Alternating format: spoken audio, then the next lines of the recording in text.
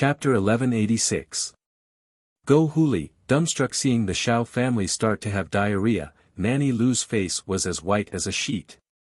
Without a doubt, she was the only one who didn't eat with the Xiao family, and she was the only one who didn't have diarrhea. This meant that there was something wrong with the food she prepared.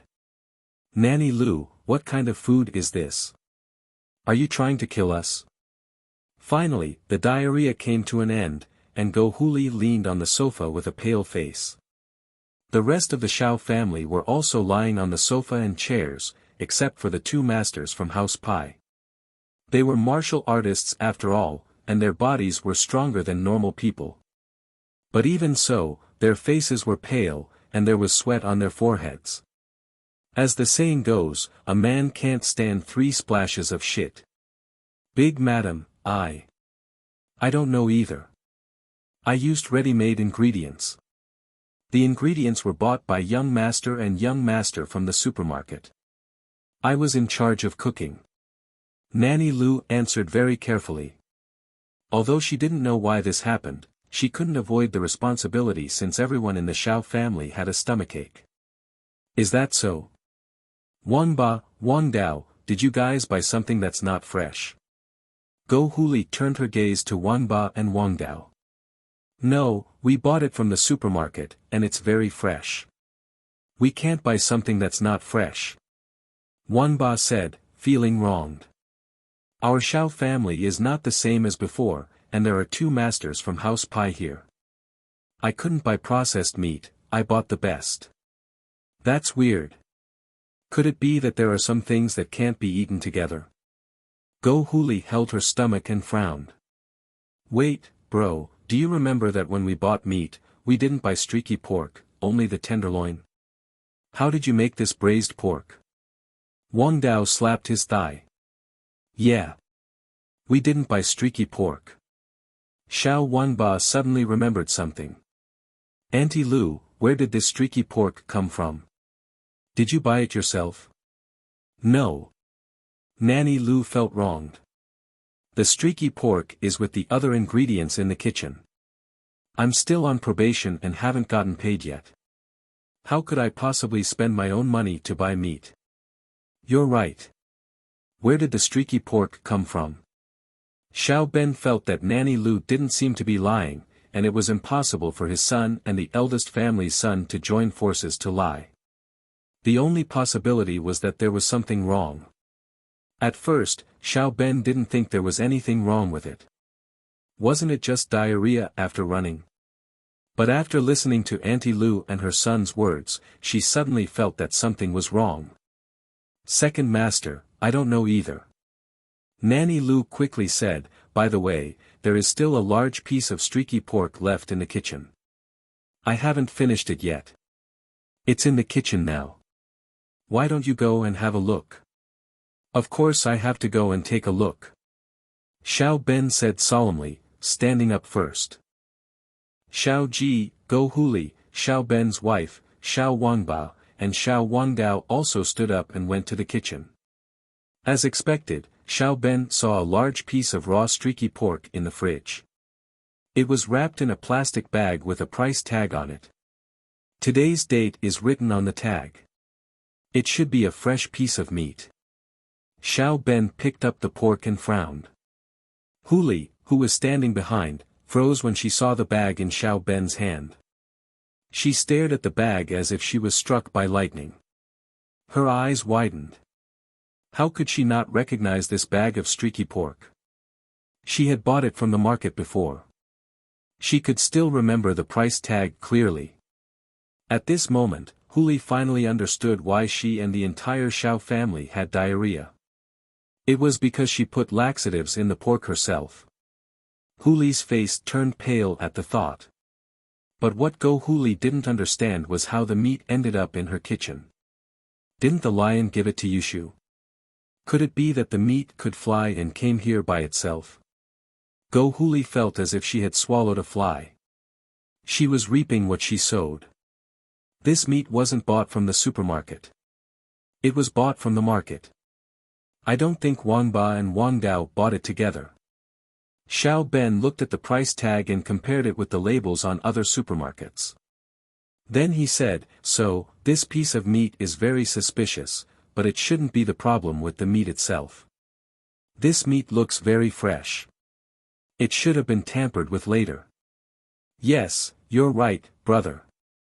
Xiao Ji nodded and said, "Second brother, look at the plastic bag. There's white powder. Could it be laxative?"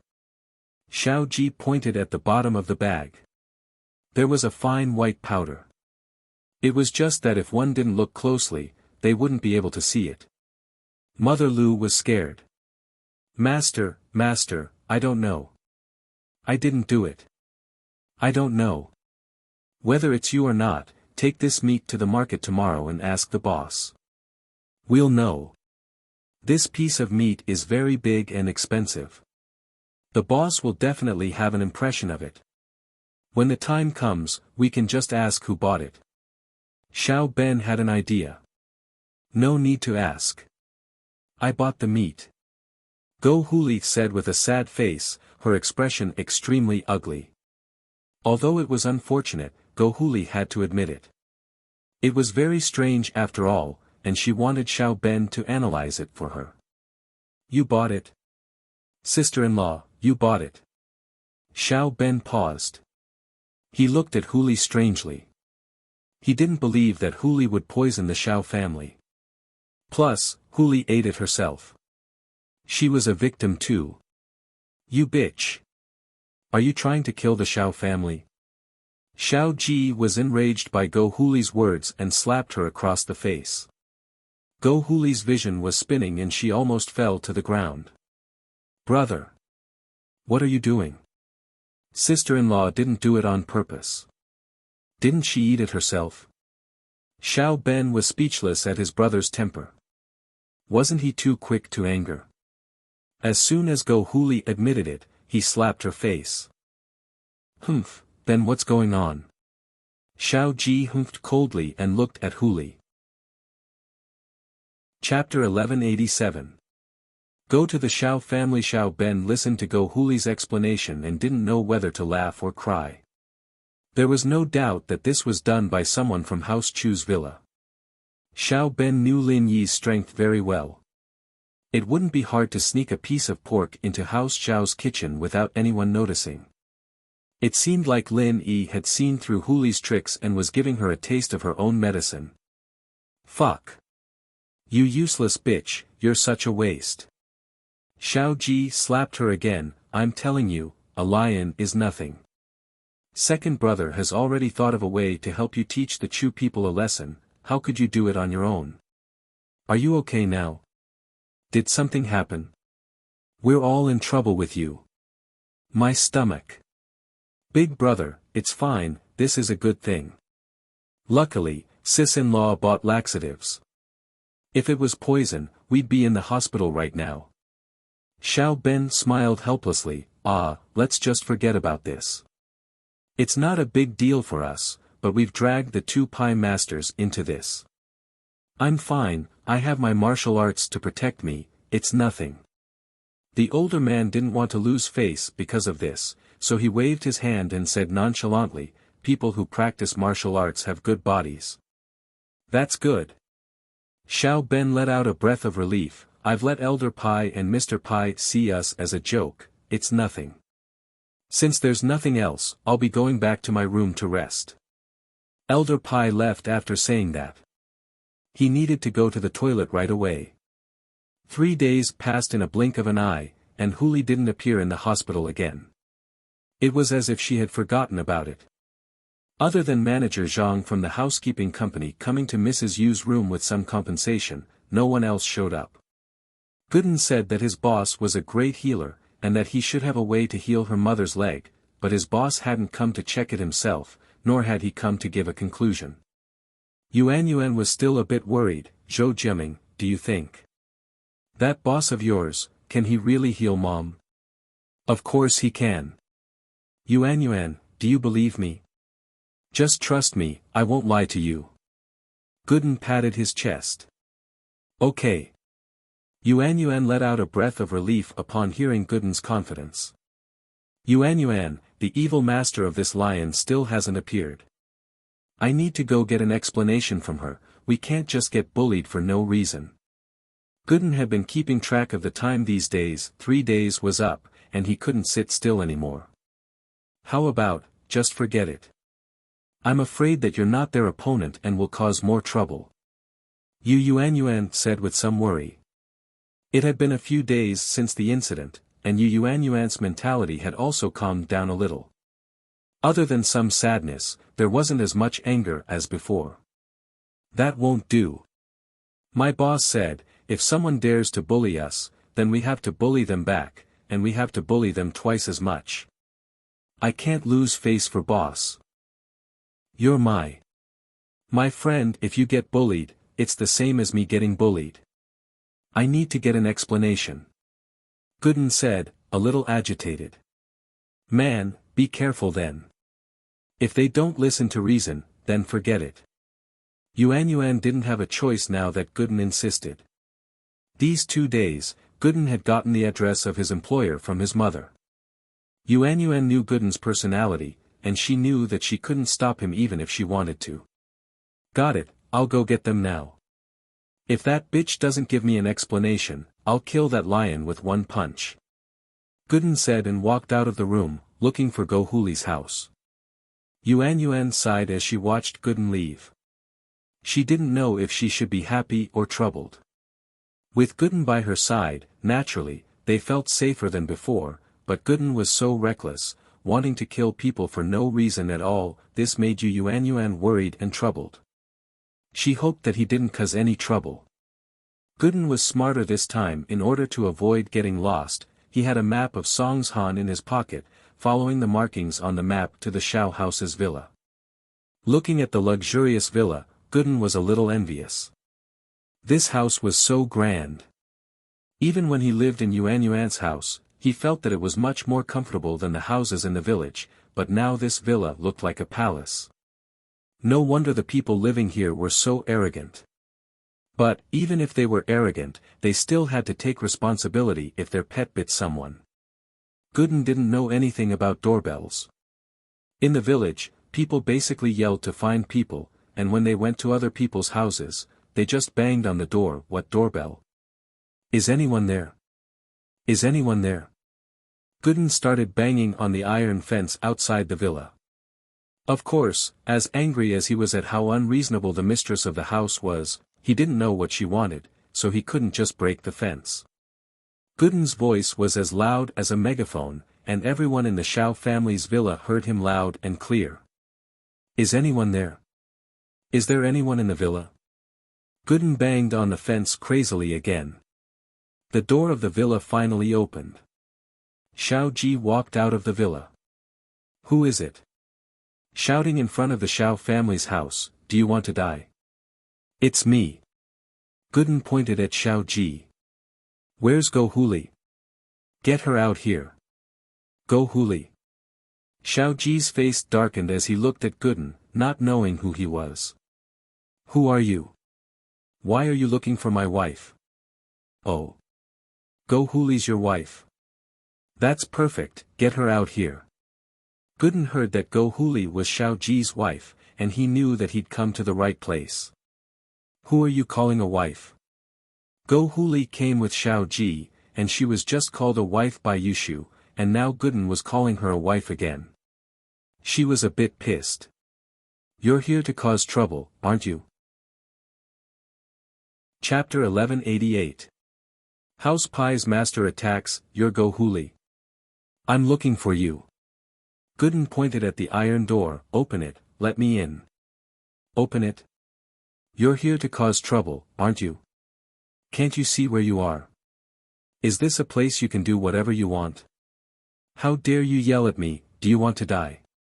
Go Huli, naturally, didn't think much of Gooden. You wicked old woman, you are indeed a little unreasonable. No wonder the lion doesn't have the slightest attitude of admitting its mistake after biting her. Gooden looked at Huli's arrogant face, and he knew that she didn't feel guilty at all about her mother getting bitten by the lion. The lion bit someone. You're here to cause trouble for that cleaner. Go Huli's face darkened. She knew why Gooden was here. The lion had only bitten one person since entering the villa. Naturally, Go Huli knew who it was. I'm not here to cause trouble, I'm here to demand an explanation. Your lion bit someone, why didn't you go apologize? Don't you have any conscience or morals? Gooden pointed at Huli and questioned. Get lost. You're not welcome here. Go Huli was still pissed about the lion, and Gooden was here again. Thinking about the lion, she got even angrier. She waved her hand impatiently, wanting to chase him away. You're still here. Xiao Ji thought it was something serious, but it was just the family of a cleaner, coming to demand an explanation. Xiao Ji waved his hand as well. Didn't I pay you guys money? What, you think it's too little? It's not about the money, it's about the attitude. I'm here to demand an explanation. Gooden didn't expect this family to be this unreasonable. The women were unreasonable, and the men were unreasonable. They were all arrogant bastards. Don't do this the hard way. Scram now and I'll let this go, but if you don't leave now, don't blame me for being rude. Xiao Ji humphed coldly, don't you know where you are? How dare you act like this? It seems like your whole family is unreasonable. Gooden didn't want to waste time with someone like this. If that's the case, I won't bother you guys anymore. Hand over the lion, I'll kill it with one punch, and I'll leave. Ha! Go Huli smiled coldly.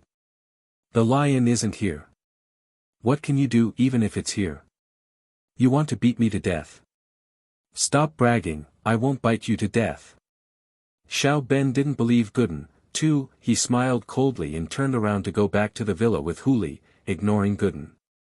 Alright, since you won't let me in, I'll go find it myself. With that, Gooden pulled with his hand, and the iron fence seemed to be made of soft mud. It was torn apart without any resistance. After tearing down the bars, Gooden walked in as if he didn't care about Xiao Ji and Go Huli at all. Xiao Ji and Go Huli were stunned. They thought that Gooden was just a relative of the cleaner, and a small character like this wasn't someone the Xiao family would care about. But this Gooden suddenly turned into a master, and that thick iron fence was like soft mud in his hands. This scared the hell out of Xiao Ji and Huli. Of course, they were people who had seen the world, and they knew that martial arts practitioners were powerful. Could this person be a practitioner as well? Xiao Ji panicked and said to Huli, let's go. Find the masters from House Pai. Huli didn't dare linger, following Xiao Ji up the stairs. Xiao Ji called out as he ran, not good, Elder Pai, Mr. Pai, someone's here to cause trouble for the Xiao family, please help us. Elder Pai and Mr. Pai were practicing when they heard Xiao Ji's call. They frowned. Could it be that the Xiao family was in some trouble? After Elder Pai and Mr. Pai came to the Xiao family treated them like they were their ancestors, serving them with good food and drinks. House Pai had told them that they would only ask for help if there was a problem that the Xiao family couldn't handle, but there hadn't been any trouble recently, and it made them feel a little embarrassed. Now that someone was here to cause trouble, it was the perfect chance for Elder Pai to show off his skills. But Elder Pai was a little worried, was this a normal gangster, or a real master? If it was a real master, then he'd be able to handle it, but dealing with a gangster would be lowering his status. What's going on? Head of the Xiao family, someone's here to cause trouble. Elder Pai pushed the door open and asked. Old Pai, help. The person who came is also a master. With just a casual tug, he tore the iron bars apart. It was as easy as playing with mud. Xiao Ji quickly said. Oh. The iron bars at the entrance were all torn apart. Elder Pai furrowed his brows. He knew how thick the iron fence in front of the mansion was. If someone could tear it apart, it would be impossible for a normal person to do so. This person must be a cultivator. He was at least golden class early phase, too. Was he a spiritual practitioner or a physical practitioner? With that thought, Elder Pai turned to Mr. Pai. Let's go see what's going on. Thank you, Elder Pai. Xiao Ji, naturally, breathed out in relief. No matter how strong this person was, with Elder Pai here, it was a piece of cake. Elder Pai brought Mr. Pai downstairs, bumping into Gooden, who was walking up the stairs. He looked around, searching for the lion. It looks like you're here to cause trouble. Elder Pai stood in front of Gooden, asking faintly. He couldn't tell Gooden's strength right now, and whether it was a spiritual practitioner or a physical practitioner, one couldn't tell unless they used their practitioner's arts or attacked. Of course, that was excluding people like Lin Yi who had a golden finger. Who are you? You're the helper that the men and women hired. Gooden looked at Elder Pai oddly. Why are they so dumb? Why did they hire an old man? Alright, get out of my way, I still need to find the lion. How dare you disrespect Elder Pai? The young man beside Elder Pai was enraged. Elder Pai was a man of status. He had some status in House Pai, and he was Mr. Pai's elder. Mr. Pai wasn't happy with Gooden's disrespect. He wanted to teach this idiot a lesson, and so he sent a slap towards Gooden's face. Chapter 1189. Chapter 1187. The tragedy of a misunderstanding. What he didn't expect was that Gooden didn't seem to care at all. He grabbed Mr. Pai's hand and pulled it lightly to the side, sending Mr. Pai flying out from the third floor, crashing into the marble coffee table in the living room with a loud thud. It was quite a heavy fall, and he fainted right away. Mr. Pai was a mystic early phase, he was quite a powerful being. Not to mention falling from the third floor, even if he fell from the fifth floor, he would still be fine. Especially for someone like him who practiced external martial arts, his physical fitness was incomparably tyrannical. But today, he'd failed miserably. 1. He'd underestimated his foe, and was thrown off the building by Gooden. When he reacted, it was already too late. Plus, how strong was Gooden? Even if he reacted, he wouldn't be able to compete with Gooden's strength. Gooden had even thrown him with hidden energy, and there was no reason for him not to faint. Gooden's sudden move froze Elder Pai. He didn't expect Gooden to be this strong, throwing Mr. Pai out in one move. While it was part of him underestimating his foe, it also meant that this person wasn't weak. More importantly, Gooden had made his move in an instant, and Elder Pai didn't even have time to see what level Gooden was before he pulled his hand back. Elder Pai was regretting it, it was his fault for not paying attention. But the more he thought about it, the angrier he got. He'd lost face in front of a junior. Kid, which force are you from? Are you here to have sex? Elder Pai decided to investigate Gooden's background first. Old man, I'm here to find the lion, not to have sex. As for that guy just now, he was the one who hit me first, that's why I threw him out. Gooden was a reasonable man. Give me the lion, I'll kill it with one punch, and I'll leave now. Kid, I think you don't know your place. You dare make such a request in front of me? Elder Pai raged. Good, very good. You have guts. In front of this old man, not many people dare to be so arrogant. You really don't put me in your eyes.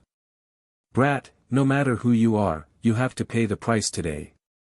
Old Pai saw that Gooden didn't give him any face, and he got even more pissed off. This was blatant disrespect. He wasn't a normal person in House Pai, and he was about to break through to Earth class. How could he be looked down upon by a kid here? Gooden looked at Elder Pai, confused. I don't even know who you are, and you keep calling me old man. Are you trying to help the lion, or are you just bored? If you have nothing better to do, then go away. I don't want to beat you up. Why yeah.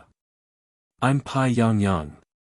Elder Pai was pissed off, the guy wanted to beat him up, but he didn't. How many years had it been?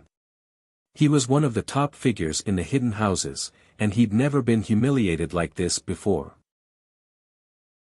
And so, he announced his name, someone that even the 8 noble houses had to give him some face. Ha! Gooden paused. You're itching for a beating. Gooden's thoughts were a mess.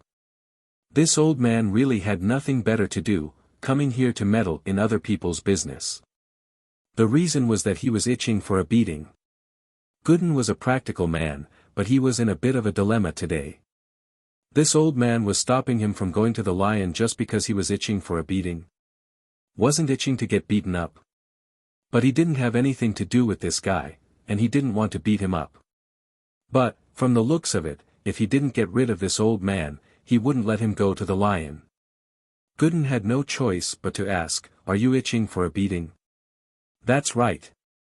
I'm Pai Yang." Elder Pai saw the awkward and troubled look on Gooden's face, thinking that he'd heard of his name before. It seemed that his name was quite useful, after all. In the common world, he was a very powerful existence, and all the practitioners knew about it. This made things easier. Since this Gooden knew him, he'd tell him who his master was and where he came from.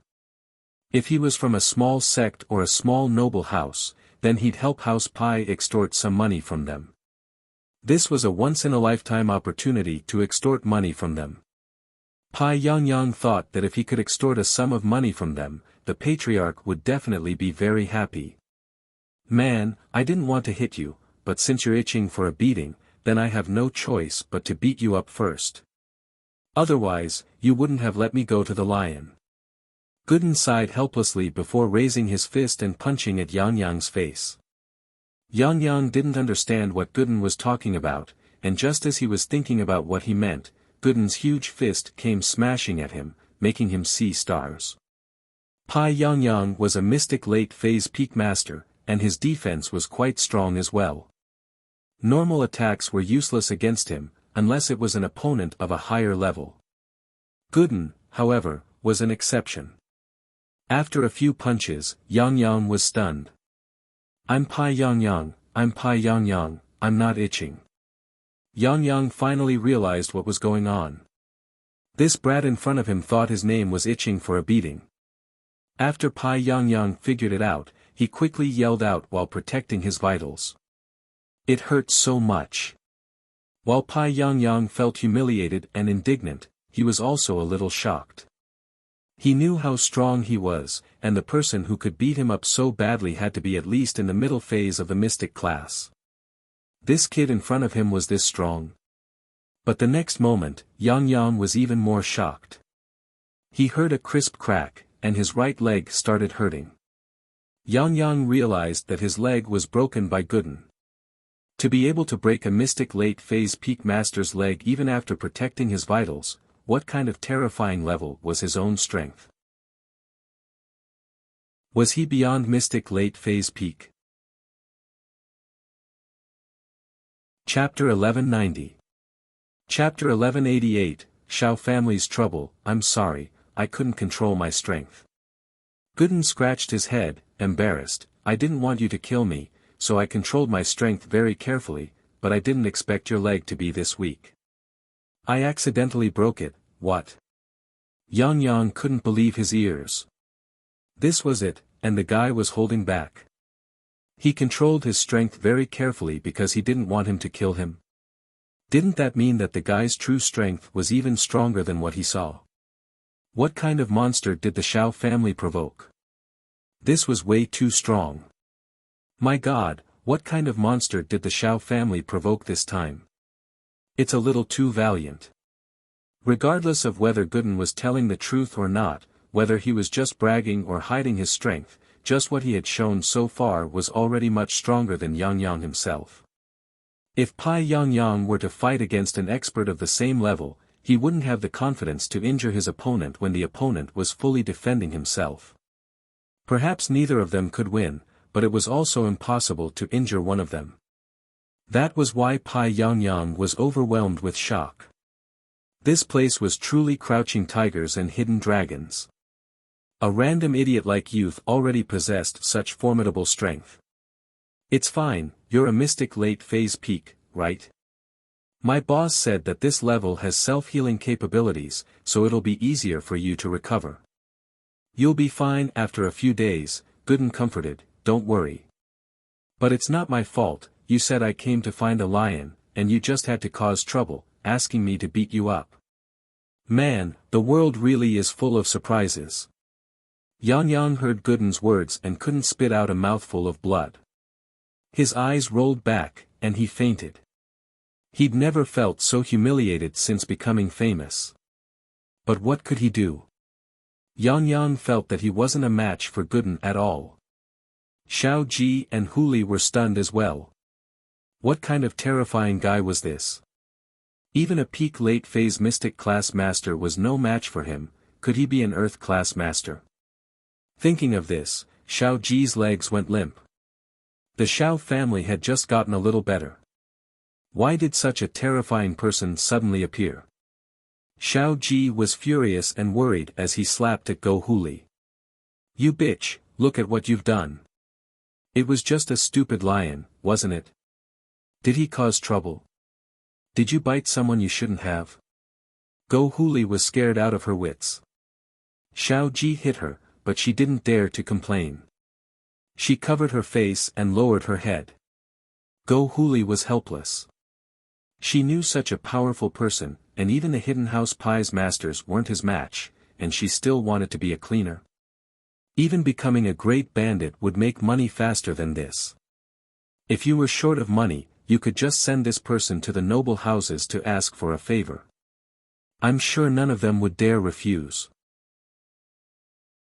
Even house you would have to be respectful to this person, wouldn't they? Don't you think I have nothing better to do? Great, I'm really unlucky this time. Hero. Spare us, no matter how much money you want, we, the Xiao family, will give it to you. Please have mercy and let us go. Xiao Ji was the typical type of person who bullied the weak and feared the strong. Gooden had given him too much of a shock. Even the Hidden House Pies masters weren't his match, so what else could he do? Hurry up and beg for mercy. Yeah, didn't you want an explanation? I was wrong. I'm not a good master of the lion, I deserve to be beaten. With that, Huli started slapping herself on the face, making a loud sound. If you said that earlier, I wouldn't have come up, right? Aren't you just wasting time? Gooden thought that his boss was right. In front of absolute power, these people were nothing but clowns. Gooden humphed. Where's the lion? Call the lion out, I'll kill it with one punch and we'll forget about this. Go Huli didn't doubt that Gooden could kill the lion with one punch. Even a master like Pai Yang Yang was heavily injured, let alone a lion. But the problem was that the lion wasn't here. Go Huli said carefully, Hero, the lion isn't in the villa now, it's gone. Is it because you saw it did something wrong and decided to help it get away? Gooden glared angrily. Wah. Go Huli paused. Was there something wrong with her? Why would she help a lion escape? But she didn't dare say that to Gooden. Who knew what kind of temper this guy had? He might just kill her with one punch. She smiled bitterly, Hero, that lion ran away on its own, it has nothing to do with us. Sir, if you're looking for the lion, I'll tell you where it is.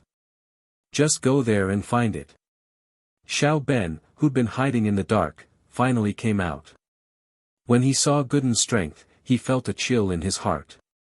The Xiao family was really unlucky this time, encountering such a strong enemy. What should he do?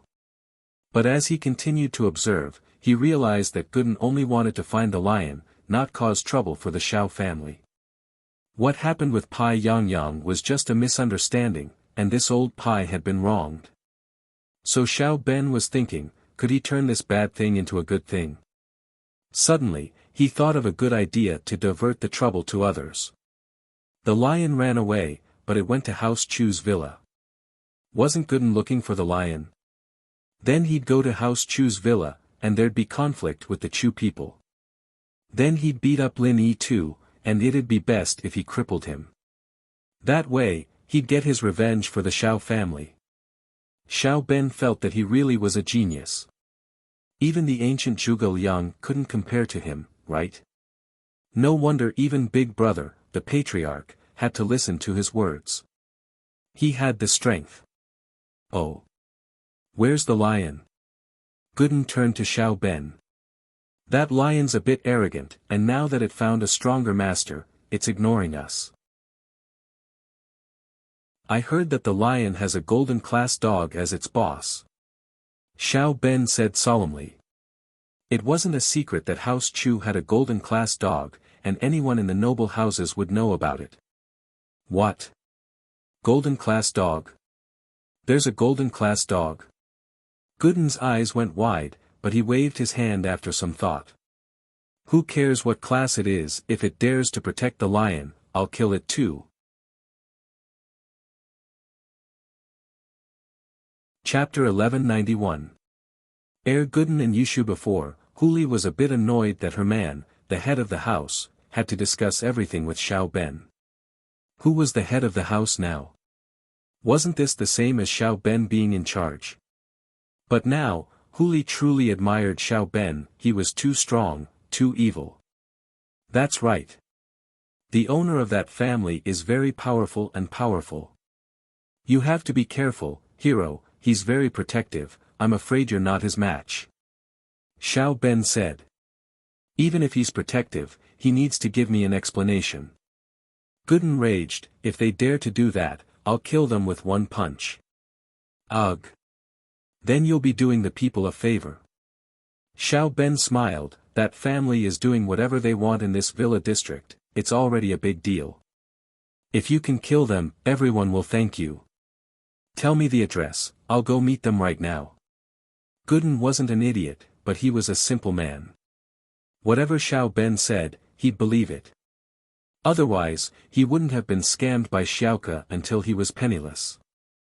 Let's go, Mr. Warrior, I'll send you off and show you the way. Xiao Ben made a welcoming gesture as he spoke respectfully. Gooden came out of the Xiao family villa and ran to the Chu villa according to Xiao Ben's directions. The Xiao family, on the other hand, started laughing happily as they watched Gooden leave. Brother, you're really something. Sending such a strong guy to cause trouble for House Chu, even Lin Yi wouldn't be a match for him. Xiao Ji gave him a thumbs up. Of course I'm not his opponent. Xiao Ben smiled, it'd be best if their conflict gets more intense and they kill that Lin Yi. Then we can take over House Chu's company. The Xiao family had always wanted Peng Zhan's assets, and it was a sore point that they couldn't get it last time. Now that they had House Pai's support, the Xiao family naturally wanted to regain their face, but they never had the chance to do so. Now that Gooden was here, even if Lin Yi didn't die, he'd be heavily injured, and they could make their move on House Chu. Brilliant, second brother. Xiao Ji nodded, right, the two masters from House Pai, big brother, I almost forgot about them if you didn't mention it. Hurry up and send them to the hospital. Don't let anything happen to them. They are the support of our Xiao family. With that, Xiao Ben ran back into the villa. The two masters from House Pai might not be a match for Gooden, but they were more than enough to deal with the other noble houses. Therefore, Xiao Ji quickly dialed the emergency number and called an ambulance. Gooden ran all the way to House Chu's villa, and as expected, he saw a lion and a dog on the lawn. The dog seemed to be training the lion, making it jump up and down. This dog wasn't simple. Gooden looked at the dog. He couldn't tell how strong the dog was, but it didn't seem weak. Otherwise, a lion wouldn't be this obedient. Gooden was born in a village, and he often hunted in the mountains. He knew the habits of animals. This lion was afraid of a dog, so there was a problem. Not far from the dog and lion stood two beautiful girls. One was tall and slender, while the other was slightly buxom. The slightly buxom girl was giving instructions to the dog, as if she was telling the dog the training plan for the lion. Gooden's face reddened as he looked at the two beautiful girls. Why were the girls in the city so beautiful? But Gooden only took one look before moving his eyes away. Don't look at indecent things, that was what his dad told him. When Gooden was very young, his dad always told him that farmers shouldn't find wives that were too pretty, or they wouldn't be able to keep them. Gooden knew his place, too, he had some strength in his hands, but he wasn't handsome, smart, or brave. Finding Yuan was already a blessing from 8 lifetimes. He didn't dare think about girls that were too pretty. But Gooden was a bit puzzled. Didn't they say that the owners of this house were all bad people? How could such pretty girls be bad people? Go Huli did look like an old hag, sharp and mean, but these 2 girls in front of him were too cute and pretty. They didn't look like bad people at all. Looking at the lock, Gooden knocked on the door. He really couldn't do anything to these 2 pretty girls, even though he knew that not all pretty girls had good hearts. For example, that Xiaoka he met at the train station, wasn't she just a liar? But Gooden thought that he should try to be polite before resorting to violence. He hoped that these 2 girls would be reasonable. Who are you looking for? Yushu was in the middle of training the lion to guard the villa when someone knocked on the door. She turned around to see a plainly dressed young man standing outside the villa's door. She asked, startled. I'm looking for this lion. This lion bit my friend's mother, and I'm here to demand an explanation. Let me deal with this lion, and I'll let this go. Gooden, on the other hand, didn't make a move right away. After all, he knew that this was a bit complicated. The lion might have come here, but the bite was in the Shao villa. It had nothing to do with these 2 girls, so he didn't have anything to do with them. He just wanted to get the lion back. Lion? Bit your friend's mother? That's impossible. This lion hasn't left our house since coming here. Why would it bite your friend's mother? Are you sure you're not mistaken? Yushu didn't know what Gooden was talking about. This lion belongs to Go Huli, right? My friend's mother is a cleaner at Go Huli's house, and she got bitten by this lion. I'm here to demand an explanation. Gooden explained. Fuck. Since she got bitten at Go Huli's house, you can go get an explanation from Go Huli. Why are you looking for a lion? Why are you bickering with a beast? If it weren't for that evil master, this lion wouldn't have bitten your friend's mother. Yushu didn't want to waste time talking to Gooden anymore, so she waved her hand. She's already apologized and paid the compensation. Now, we only need this lion. Give it to me, I'll kill it with 1 punch. Gooden was a bit narrow-minded. He felt that Yushu was right, but this lion was still ferocious. Chapter 1192. Chapter 1190, call him over. If it weren't for Gooden's honesty, Yushu wouldn't be talking to him this much. So you're saying that you're going to protect this lion? Gooden frowned, thinking that this girl was quite domineering. It seemed that he had to use force after saying no. Meng Yao frowned as well. As far as she was concerned, this was a bit hard to handle. Shu was right, but Gooden was an honest person, and if he really wanted to cause trouble for the lion, it would make sense. Mister, this lion is just an animal, it doesn't know who to bite. Without the owner's permission, it wouldn't bite. Meng Yao explained, look, it's in my house now, it won't bite. Gooden was speechless. He wasn't good with words, and Meng Yao and Yushu's words made him speechless. But if he really turned around and left like this, he wouldn't want to just let the lion go like this. Even if they were right, should he just let the lion go like this? Gooden sighed, how about this? This animal bit my friend's mother's leg, so I'll break its leg. No. Yushu panicked. It wasn't easy to get a guard in the house, and if his leg was broken, what was he supposed to do? Seeing that she couldn't get through to Gooden, Yushu got a little angry. She wasn't an easy person to talk to. She didn't want to talk to Gooden anymore. If you don't leave, I'll get the lion's boss to teach you a lesson. The lion's boss? Gooden blinked. This lion has a boss. That's fine, since it's the boss, I'll get the boss for his lackey's mistakes. This is the lion's boss, General Weiwu. If you don't leave, I'll open the door and let the dog out. Why are you so stubborn? Yushu pointed at General Weiwu, threatening Gooden. This dog? Gooden looked at General Weiwu. It wasn't that he looked down on it, but he'd killed countless animals before, why would he be afraid of a dog? So he said, "Open the door and let it out. I can even break its legs." Gooden was a very honest man, he didn't come for the money, he just wanted an explanation. Like many other victims, he just wanted the perpetrators to pay the price and get an explanation. As for money, it was secondary. "Come in if you dare." Yushu wouldn't open the door for Gooden. Gooden didn't want to use force, but since Yushu was being unreasonable, he wouldn't go easy on her. Gooden gripped the iron fence with both hands, and with a slight tug, the fence broke just like the one in front of the Shao family's villa, as if the steel was soft. Holy shit! Yushu's eyes went wide. You're that strong. General Weiwu was very lazy at first, but after seeing Gooden's sudden display of strength, he was shocked.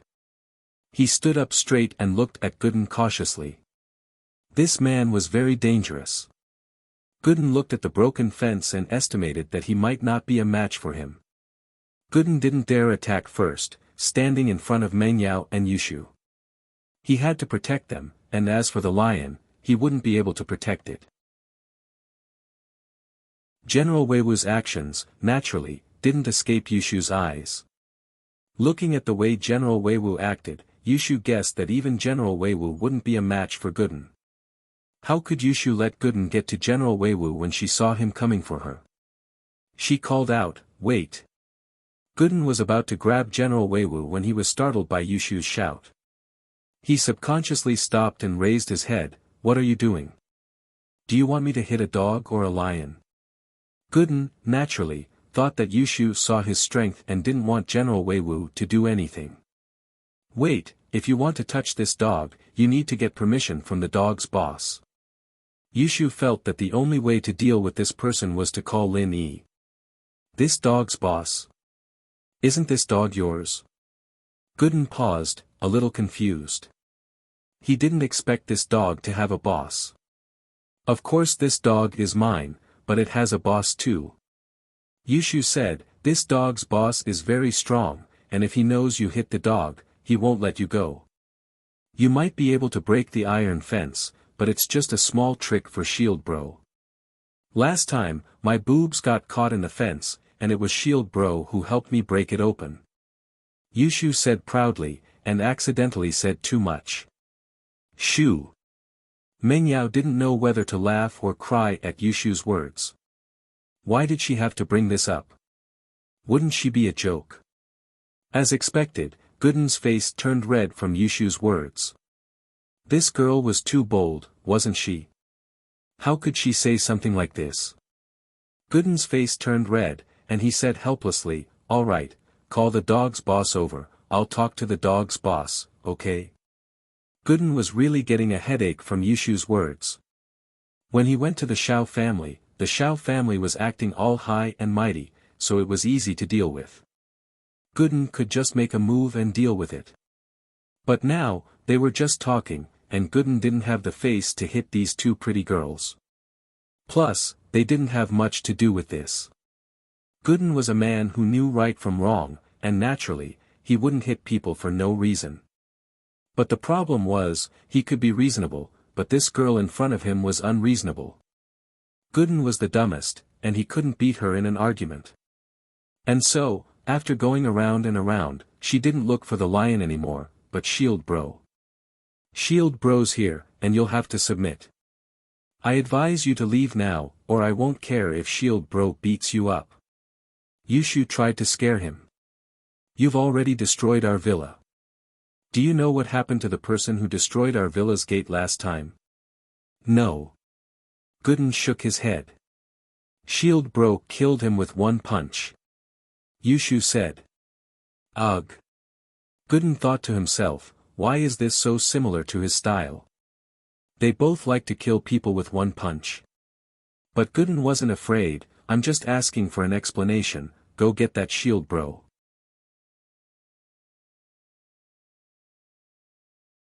Chapter 1193. Do you know him? Gooden was speechless after hearing Yushu's words. Could this dog talk? Did this girl watch too many cartoons? Lin Yi was practicing, so he didn't pay attention to what was going on in the yard. Lin Yi, naturally, knew that Yushu and Meng Yao were training the lion in the yard. There wasn't any danger, and General Weiwu would warn him if there was any. Hearing General Weiwu's voice, Lin Yi quickly stopped his practice and returned to reality. Before General Weiwu could walk in, he quickly walked out of the villa and met General Weiwu. "What's wrong?" Lin Yi asked as he walked. It seemed that the yard wasn't as dangerous as he thought it would be. Meng Yao and Yushu didn't seem to be hurt at all. "Shield bro, there's a bumpkin here looking for trouble." Yushu pointed at Gooden. "Trouble?" Lin Yi paused and looked in the direction Yushu was pointing at. He froze. "Ah. Boss?" Gooden's eyes were wide open as he looked at Lin Yi in disbelief. He didn't expect to see Lin Yi here. Gooden. You're here." Lin Yi didn't know whether to laugh or cry.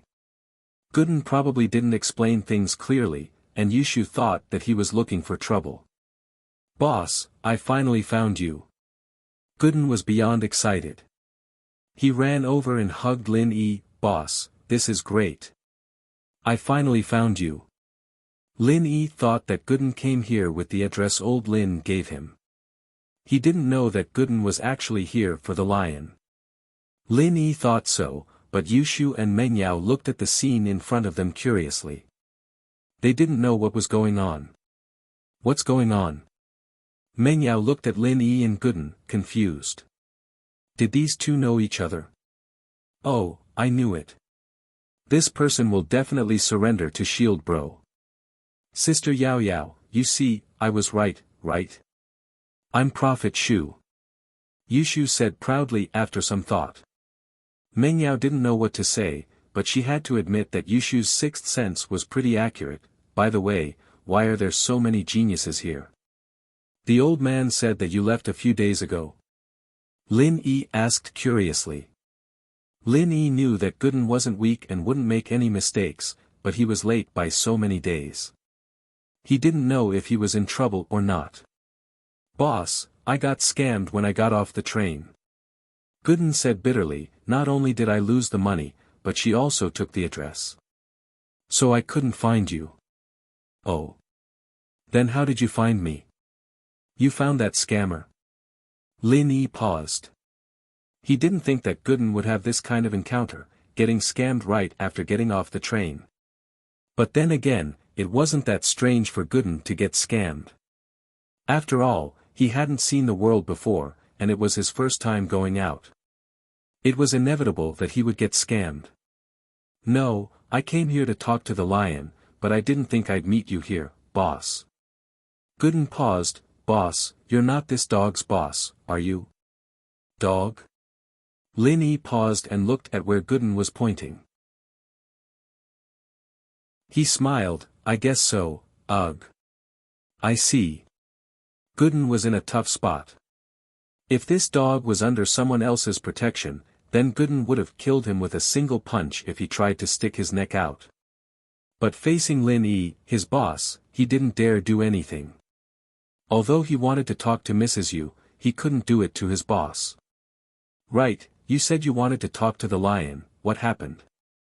Lin Yi remembered what Gooden said and asked. "It's like this, Gooden didn't hide anything and told everything to Lin Yi." "You're saying that you injured the two masters from House Go Huli?" Lin Yi didn't know whether to laugh or cry after hearing Gooden's story. Before, Lin Yi and Faubert had studied the two masters from Shao family. Although Lin Yi was confident that he could fight the mystic late phase peak physical practitioner to a draw, he wasn't confident that he could defeat him. Gooden solving the problem just like that was out of Lin Yi's expectations. "Yeah, I didn't want to beat him up, but that old man begged me to beat him up, saying that he was itching for a beating, so I had no choice but to beat him up. But I wasn't careful, and I broke his leg." Gooden scratched his head and said embarrassedly. He wasn't itching for a beating. His real name is Pai Yang Yang. Lin Yi really sympathized with Yang Yang. This guy got hit even when he was lying down, getting beaten up just because of his name. He was too unlucky. Lin Yi knew Pai Yangyang's name from Faubert long ago, so he figured it out right away. Ha ha ha ha. Yushu burst into laughter. Pai Yangyang. I'm dying of laughter, you actually thought he was itching for a beating. Meng Yao, on the other hand, didn't know whether to laugh or cry. Pai Yangyang, why did this guy have a name like that? Ah. His name is Pai Yangyang. Gooden only reacted after hearing Lin Yi's explanation. He wasn't itching for a beating, was he? I'm so sorry for this. He didn't fight back. Lin Yi looked at Gooden, his face a little weird. Lin Yi believed that Gooden could break Pai Yangyang's leg, but breaking Yangyang's leg without any resistance at all. Why was this so weird? Did Yangyang just let Gooden hit him instead of fighting back? No, he was protecting his body the whole time. Gooden said. You're really lucky. Lin Yi shook his head with a bitter smile, but he didn't feel guilty at all for injuring Pai Yangyang. So be it, it had nothing to do with him anyway. Shield bro, you know him. He's your follower. Yushu could tell from the conversation between Lin Yi and Gooden that they knew each other before, and they seemed to be quite close.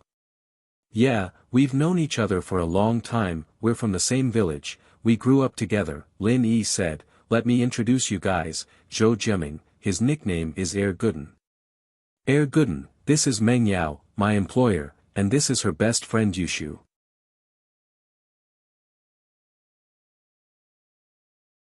Chapter 1194. A female liar. Oh, since you're Shield Bro's follower, then you're my follower too. Hello, I'm Shield Bro's small wife, you can call me sister-in-law. Yushu looked at Gooden curiously, Lin Yi's best friend from the same village. Small wife dash. Sister-in-law. Gooden's face was a little weird, but he didn't want to ask too much since they just met. Hello.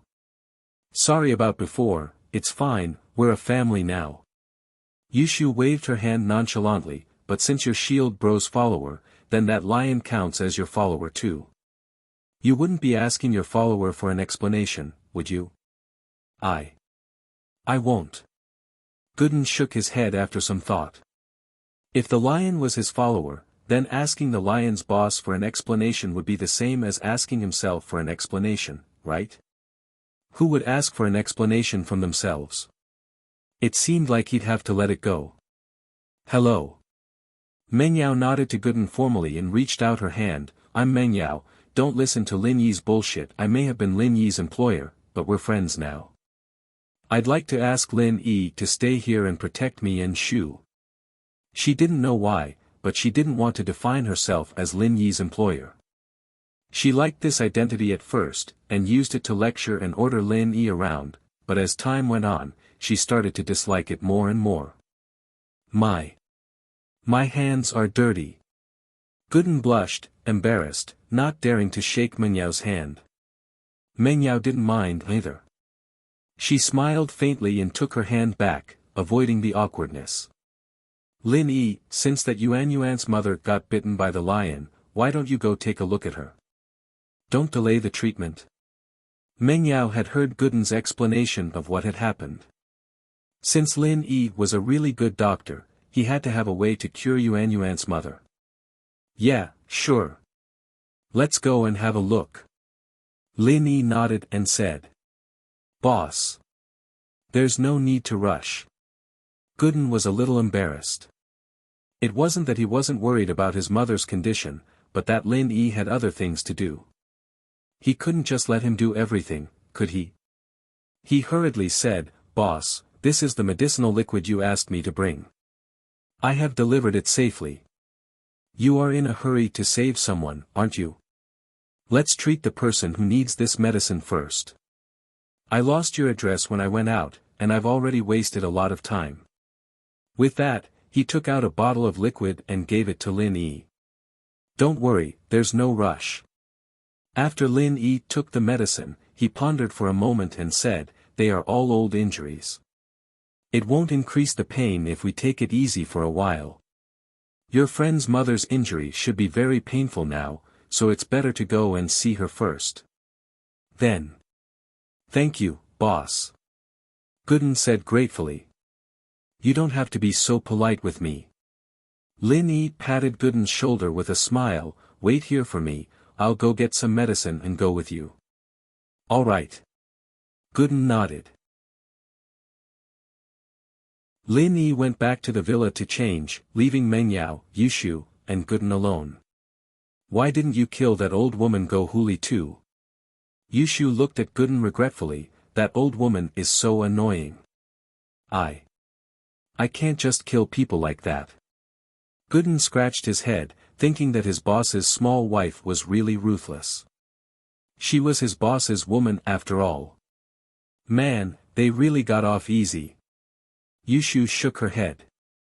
I wanted to ask, are you really my boss's small wife? Gooden looked at the pretty Yushu. He couldn't understand why such a pretty girl would be someone's small wife. Although the person was his wise boss, Lin Yi, it was still quite surprising. Yeah. Yushu nodded seriously. Don't you see that I'm living with Shield Bro? Why are you asking such a simple question? Shoo, don't talk nonsense. Meng Yao interrupted helplessly, glaring at Yushu before turning to Gooden. Don't listen to her bullshit, Lin Yi has a girlfriend. Oh. Gooden didn't know who to believe. He thought about it and decided to ask Lin Yi about it. As they waited for Lin Yi, someone knocked on the door again. Meng Yao, Yushu, and Gooden heard the knocking and turned their heads at the same time. It was a girl standing in front of the villa. Meng Yao and Yushu didn't know this girl, but Gooden did. His eyes reddened when he saw who it was. As the saying goes, when enemies come face to face, their eyes will burn with hatred. It was Xiaoke. To tell the truth, Xiao Xiao didn't have the face to visit him, because she didn't have enough money to pay Gooden yet. She wanted to wait until the situation calmed down, or when she received a mission from the Steel Sect, and then pay him back. But the orphanage was in trouble again. It was even worse than the previous misfortune that never came alone. Xiaoyan, the orphan who was helping out in the kitchen, accidentally dropped her knife when she was cutting vegetables, cutting her foot. She didn't think much of it at the time, just bandaging it casually.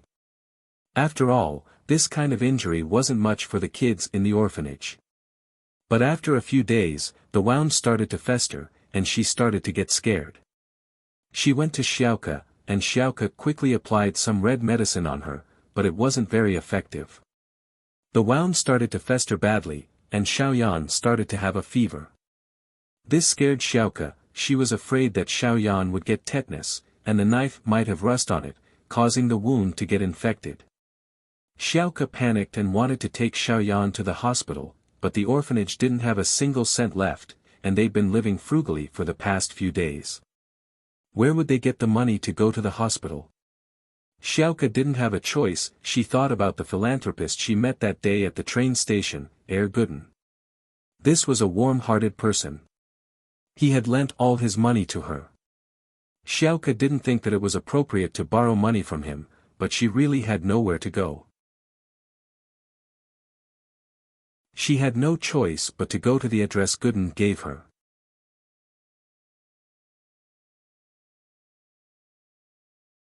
Chapter 1195. Chapter 1193, Borrowing Money Again, yeah. I came here just to find you. Xiaoke, naturally, didn't know that Gooden thought she was a liar. She didn't hear the hidden meaning in his words. Just to find me. Gooden thought that it was a coincidence, thinking that she was here to scam him, but he didn't expect her to say that she was here just to find him. And so, Gooden was confused. Yeah. Thank you for last time. But I've run into some trouble again. My friend's injured, and I need some medical fees. Can you lend me some more money? Don't worry, when I earn money, I'll pay you back double. Xiaoke patted her chest. What? You still want to borrow money? Gooden's eyes went wide. Do you think I'm an idiot, you liar? I've already fallen for it once, and you still want to borrow money from me? If I borrow money from you again, wouldn't I be the world's biggest idiot? I really don't have a choice. I know you're a good person, can you lend me some more money? Xiaoka begged pitifully. Gooden, you said she was the one who scammed your money. It can't be that coincidental, can it? Yushu heard the conversation between Gooden and Xiaoka. These two knew each other, and this was the person who scammed Gooden's money. I'm not a liar, I'll really pay you back. I've always kept your address. Otherwise, I wouldn't have been able to find you. Xiaoka paused after hearing Yushu's words. Thinking about Gooden's attitude towards her, she understood that Gooden thought she was a liar. No wonder his tone was so bad when he saw her. She quickly explained. Address? Gooden blinked. You said you found this place based on the address I gave you. Gooden thought that it was a coincidence, but after Xiaoka's explanation, he realized that it wasn't. Even so, Gooden found it hard to believe Xiaoka's words. These few days with Yuan Yuan had taught him a lot about how to deal with people and how to deal with things, as well as the secrets of scammers. With the example of Yuan falling for it, Yuan had been teaching her father and Gooden about how to prevent scammers, and this had slowly raised Gooden's vigilance. He didn't trust people so easily. Yeah, isn't it here? Xiaoka took out the paper and waved it in front of Gooden. Then tell me, you have another friend who's injured and wants medical fees, right? Gooden asked. Yes. Xiaoka nodded. Liar. Do you think I'm a fool?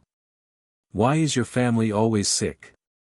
You can't just use the same excuse every time you scam people, can you? Gooden pointed at Xiaoka. Xiaoka didn't know whether to laugh or cry, but she didn't know how to explain it. But, it seemed like she wouldn't be able to get a single cent from him now. Xiaoka sighed disappointedly, if you don't believe me, then forget it. I'll think of something else, but I'll definitely pay you back the money I owe you. Wait. You're running away already? I'll bring you to the police station. Gooden really couldn't do anything to a pretty girl like Xiaoka, so the only way to punish her was to bring her to the police station. That can't be done. Xiaoka jumped. What would Xiaoyan do if she was sent to the police station? How would the orphanage function without her? This was the most difficult time for the orphanage, and she couldn't be harmed.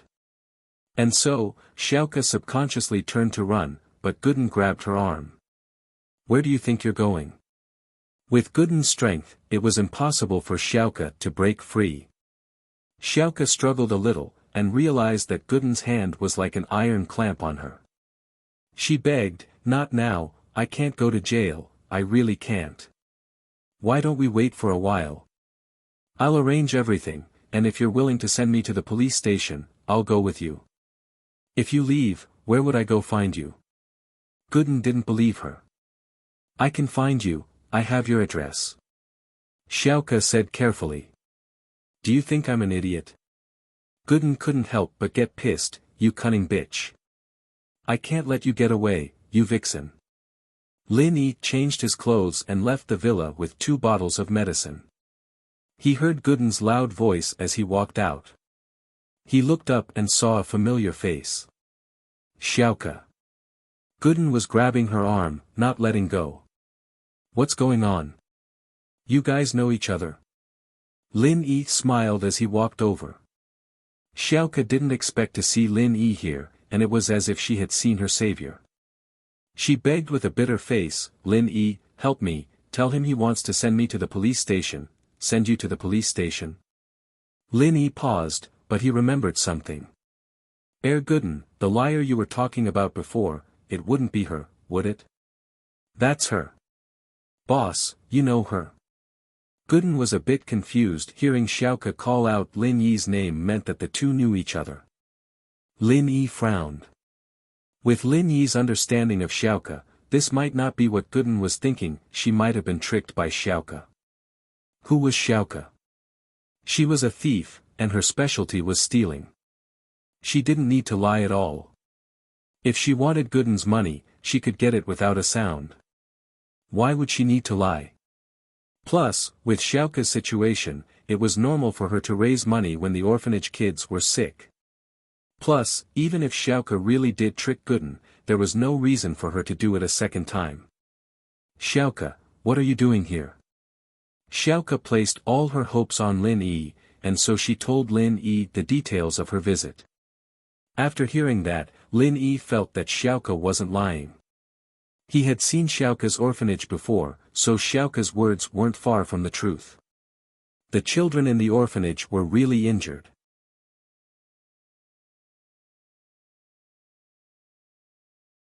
Chapter 1196. Brothers talk with that thought, Lin Yi said, you said that the child in the orphanage seems to have tetanus. In that case, I'll accompany you to take a look and treat her. Xiaoka paused, not expecting Lin Yi to know how to treat illnesses. Are you a doctor? Didn't I treat you last time? Lin Yi smiled.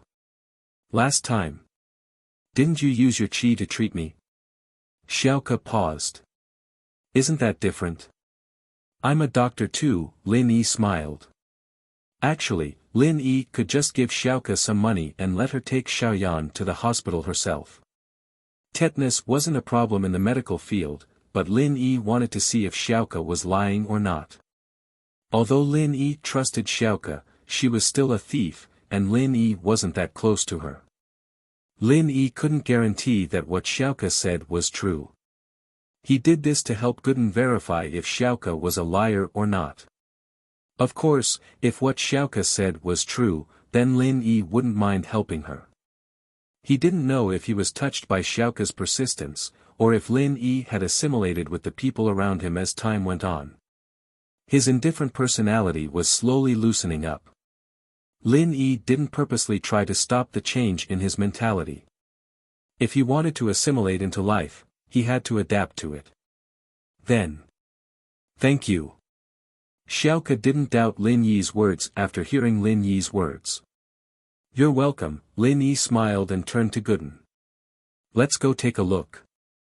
Okay. Gooden, naturally, wanted to see if Xiaoka was a liar or not. If she really was, then it wouldn't be too late to teach her a lesson, but if she wasn't, then he'd really wronged her. That way, he'd feel better. At least his kindness had been repaid. Shield bro, I want to go too. Yushu wanted to see what the orphanage looked like after listening to Xiaoka. Then let's go together. Lin Yi didn't stop them.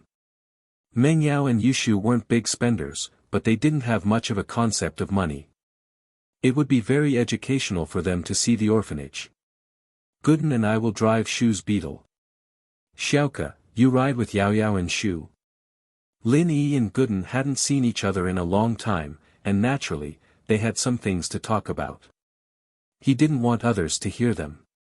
Okay, Meng Yao nodded and went to drive the Audi S5 with Yushu and Xiaoka. The two cars drove out of the villa. Lin Yi was in front, and Meng Yao was behind. That Yuan, is she a girl you like? Lin Yi could tell from Gooden's tone that something was up. Now that he had the time, he asked, how do you know her? Hee. Gooden scratched his head, embarrassed. You saw through me, boss. I quite like her, and I want her to be my wife, oh. Lin Yi didn't think that Gooden would be so serious about marrying Yuan. He couldn't help but be curious. How long have you been here? What happened? It's a long story. Gooden didn't hide anything from Lin Yi.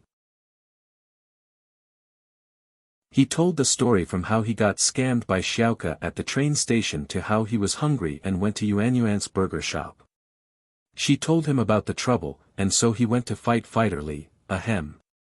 Lin Yi coughed after hearing Gooden's story. This was too legendary, wasn't it? Gooden actually went to the underground arena and killed Fighter Li, the one who was in charge there. But Fighter Li was quite unlucky, running into Gooden. That arena didn't cause trouble for you? Lin Yi asked, surprised. No, I sent someone to send some money. Gooden shook his head. Lin Yi nodded. He didn't think there was anything wrong with that. He was afraid of being beaten up. As expected, evil people needed to be beaten up by evil people. Then, Mrs. You got bitten by a lion at Go Huli's house, and you came for revenge? Lin Yi asked. Yeah, I didn't think I'd meet you, boss. Gooden said excitedly. Then what does Yuan want? Does she like you? Lin Yi knew that this was the first time Gooden had feelings for a girl. He didn't want him to get hurt, so Yuan's attitude was very important. I think she likes me. Gooden thought about it and nodded. Plus, Yuan's parents treat me quite well. Yuan's father even wanted me to stay here and help him manage the hardware store, but, can you leave Star West Village? Will you be able to leave that spirit spring? You'll have to go back eventually. Lin Yi frowned and reminded, can Yuan go back with you? I don't know. Gooden was shocked after hearing Lin Yi's words. He didn't think that much before, but after Lin Yi said that, he remembered that his body was special. He couldn't leave the fountain, otherwise there'd be big problems. Yuan liked him, he was pretty sure. But asking a girl to go so far away, to give up the prosperity of a big city and go to a small village, it was too much for her. After seeing the prosperity of a big city, even Gooden didn't want to leave, let alone Yuan. And so, Gooden was in a dilemma. I'll find a chance to talk to her. This has to be made clear eventually. Lin Yi knew that some things might make Gooden lose Yuan, but he might get her love in return. But if he didn't say it out loud, it wouldn't work. You've used your strength twice already, haven't you? Without the nourishment of the fountain, the goo in your body will backfire. I'm afraid you won't be able to last long this time. Yeah. Gooden sighed. I'll find a time to talk to her. Lin Yi nodded silently. He couldn't say much about this. Everything depended on Yuan and Gooden's relationship. Thinking of Yuan, Lin Yi couldn't help but think of Tang Yun, this stubborn and persistent girl. When he was about to leave Songshan, she chose to leave with him. At that moment, Lin Yi was really touched. He swore to treat her well for the rest of his life. Thinking back to everything they had been through together, it was a bit ordinary, but it was blissful.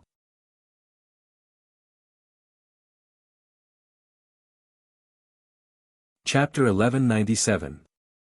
Give me one. The car drove slowly to the orphanage, and Lin Yi parked the car in front of the orphanage. Looking at the broken walls, Lin Yi sighed. It wasn't easy for Xiaoke to support this orphanage all by herself. In the car, Xiaoke told Meng Yao and Yushu many things about the orphanage. She told them about how pitiful the children there were, but seeing it with her own eyes wasn't as shocking as seeing it with her own eyes.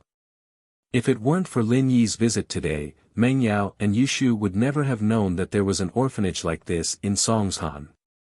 Meng Yao and Yushu had donated quite a lot of money, but it was always to the remote mountainous areas. They'd never thought that there would be such a poor place in the prosperous city of Songshan. It's broken, isn't it? Xiaoke was a bit awkward. These two were obviously rich misses, and they wouldn't be used to a place like this. This is the orphanage. Are there a lot of children here? Do they live here every day? Meng Yao couldn't help but ask. Yeah, this is the place. Xiaoke nodded. Children are actually very pitiful, they don't have parents to take care of them, and the dean and I can only do our best to take care of them. But the funds are limited, and their lives aren't that good. Xiaoke and the others had just arrived when Ken ran out from the red brick building. Xiaoke sis, you're finally back. Yen fainted. What?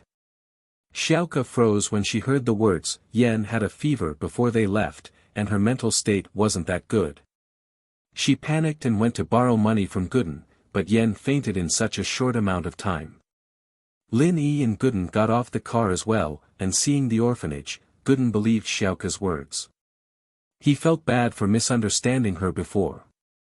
He was a kind person, and if he knew that Xiaoke was giving money to these orphans, he wouldn't even think about asking her to pay the money back. He would have given it to her. Lin Yi also heard Xiao Ken's words at this moment and said to Xiao Ken, "Take me there." Xiao Ken knew Lin Yi, so he didn't hesitate at this moment. He nodded and led Lin Yi into the orphan's dormitory. The dormitory was a factory-like long cylindrical room with dozens of beds. Although the room was dilapidated and the beds were rusty, the bedding was neatly folded. On one of the beds, Lin Yi saw Xiao Yan. The little girl was only about 10 years old. It must have been hard for her to cook at such a young age. However, this was the situation of the orphanage. There was no spare money to hire workers. Most of the daily chores were done by Xiao Ken and the children. After all, Xiao Ken needed to earn money, and the dean's health wasn't good. The girl's face was a little green, and her forehead was a little hot. Her muscles were spasming all over. Lin Yi checked the girl's tongue and pulse before letting out a breath of relief. It's confirmed that it's tetanus. I'll take care of the wound first, and then I'll write a prescription. Yao Yao, can you and Shu go to the pharmacy and buy the medicine? Okay. Meng Yao nodded without hesitation. The scene in the orphanage really touched her. She didn't believe it before, but now that she was here and saw Xiao Yan on the sickbed, she knew how hard it was for the children here. If she could help them, she wouldn't hesitate. Meng Yao had even made up her mind to donate all her pocket money to this orphanage in the future. She wanted to help these children as much as she could. Lin Yi quickly took care of Xiao Yan's wound and applied Miracle Dr. Guan's medicine. He left the rest for Xiaoke. All right, there's no problem. Leave this half a bottle of medicine here. If you have any wounds in the future, apply it as soon as possible. If you apply it earlier, the wound won't worsen. One bottle costs 199, how can I afford it? Xiaoke sighed, the orphanage uses the cheapest red medicine, it's fine for small wounds, but this kind of knife wound is too serious. You can't not use it just because it's expensive. Wouldn't that cause a problem? Lin Yi didn't know whether to laugh or cry at Xiaoke's words. You steal so much money, and you can't even afford a bottle of medicine. The situation is so tight right now. How would I dare to steal money? I wouldn't go borrow money if I could. The orphanage needs too much money. Of course we have to be calculative, right? That medicine is so expensive, 199. It'd be better if it was 99. What a profiteer. Xiaoke complained. Lin Yi didn't know what to say. How did he become a profiteer? His medicine was 100 quite cheaper than Dr. Kang's golden creation, wasn't it? However, he had heard about Lingshan's operation to crack down on criminals. It seemed like Xiaoke's skills weren't up to par yet. Meng Yao and Yushu, naturally, knew about Miracle Dr. Guan's medicine. They couldn't help but laugh at Xiaoke's words. Meng Yao said, yeah, what a profiteer. But Lin Yi knows the boss of the medicine factory. Maybe he can give you some. Really? Xiaoke was overjoyed. If the orphanage could get some medicine, it'd be great. The children wouldn't have to worry about their wounds worsening anymore. This was a common medicine. Yeah, it's true. Lin Yi nodded. He looked at the miss oddly. The miss had a good heart. This made Lin Yi happy. If Meng Yao was like those girls who flaunted their wealth, then Lin Yi wouldn't have bothered with her. Lin Yi wrote down a prescription and gave it to Meng Yao and Yushu. Just get the medicine according to my prescription. Right, Shield Bro, can you give me a prescription too? Yushu asked as she remembered something after taking the prescription. You're not sick. Why should I give you a prescription? Lin Yi didn't know whether to laugh or cry. He looked at Yushu strangely. This medicine can't be taken randomly. Taking too much won't do you any good. I'm not treating a disease. I'm thinking, is there a prescription that can make people grow taller? Yushu blinked. I want to grow taller.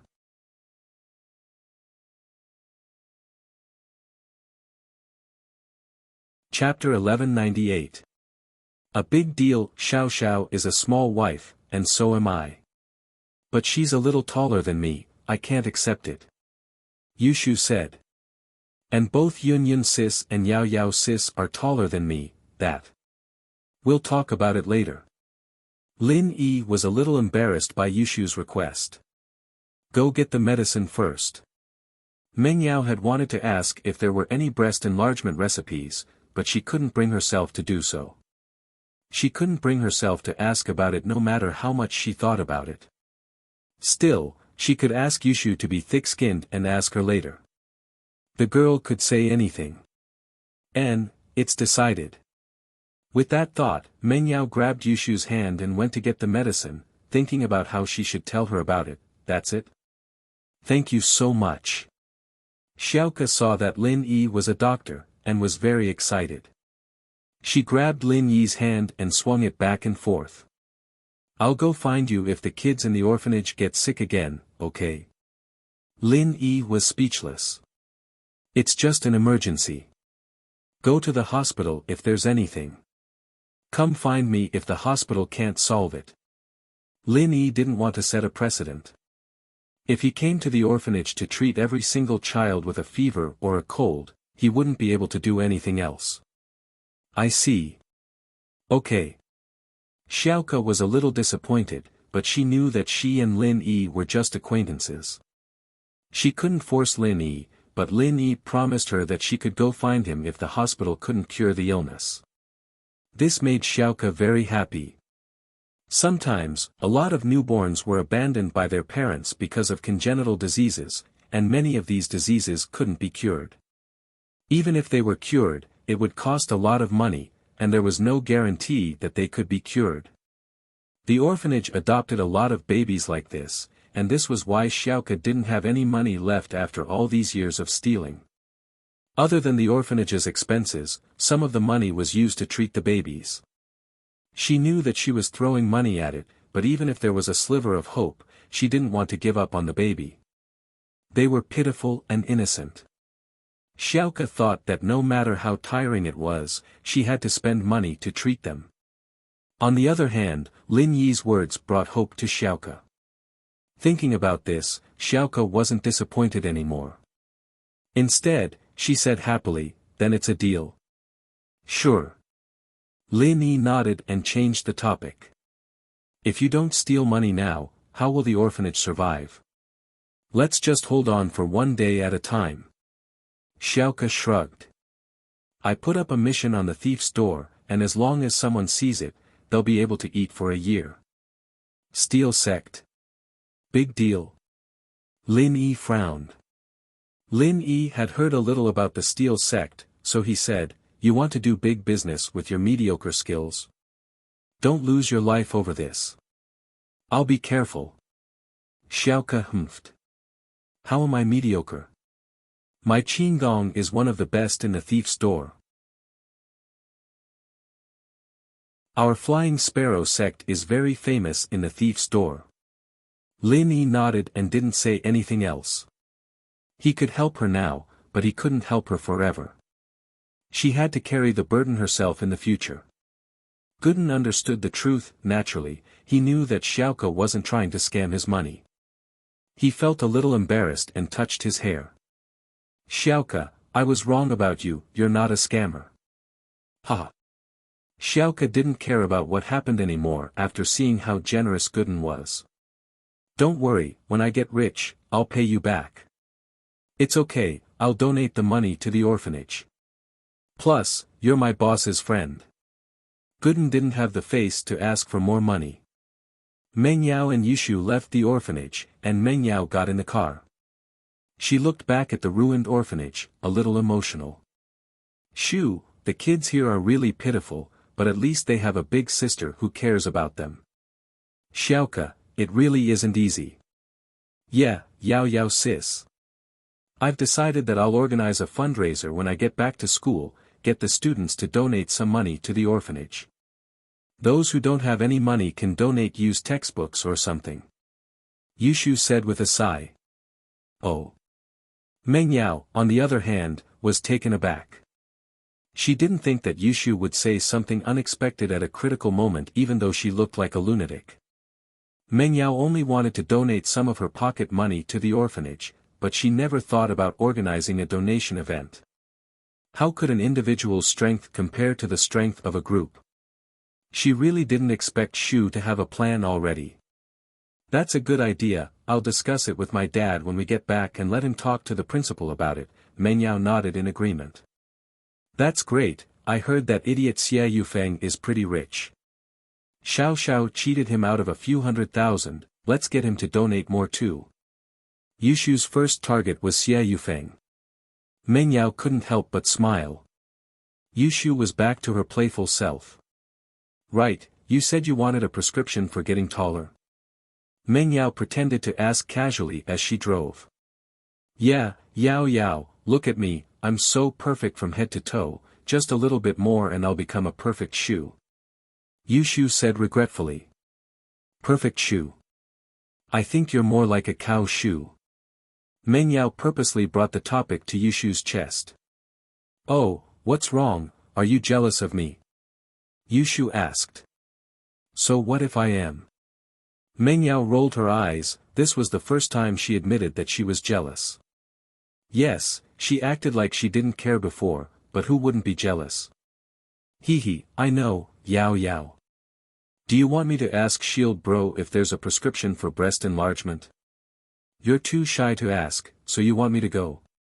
Yushu looked at Meng Yao's face and guessed what she was thinking. I didn't. Meng Yao's face reddened as Yushu exposed her. Then I won't ask. Years of sisterhood made Yushu confident. Then I'll just ask casually.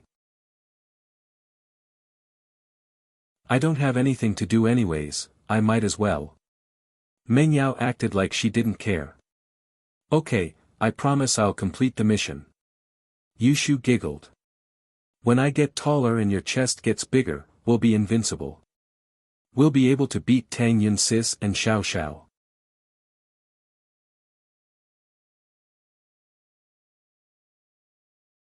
Chapter 1199. Misunderstood false information. But no matter what, the two came to an agreement. They went to the pharmacy, and Meng Yao bought a few bottles of Miracle Dr. Guan's injury medicine. Although Lin Yi could ask Fatty Lai to give some to the orphanage, it was better to buy two as a backup. Back at the orphanage, Lin Yi told Xiaoke about the things to take note of when brewing the medicine before leaving. Yan's injury was a piece of cake to Lin Yi, and it wasn't a big deal. Lin Yi's second stop was to find Yuan with Air Gooden. Today was destined to be a busy day, and with the medicine Gooden brought, Lin Yi couldn't wait to treat Tang Jucheng and Fun. It was a good chance to introduce his follower, Kong Xiaobo, to Air Gooden. Fatty Lai, too, had officially received Lin Yi's approval. But Meng Yao and Yushu didn't need to go to Yuan's place, so Lin Yi let them return to the villa first. Family Xiao sent the two pie masters to the hospital, and after returning to the villa, they started plotting. Brother, the two masters from House Pi are in the hospital, we have to keep this a secret. We can't let our partners know about this or else they'll reevaluate our strength. Xiao Ji said worriedly. Of course we have to keep it a secret, but big bro, you have to know that there's no such thing as an impenetrable wall in this world. We can't hide this forever, people will find out eventually. Xiao Ben sighed. But the good thing is that we're not as strong as them. Although the two pie masters aren't a match for the hero, they're still a threat to the smaller houses. That's true.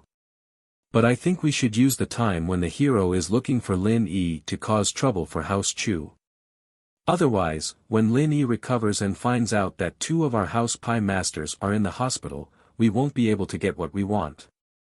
Xiao Ji said, I think we need to hurry.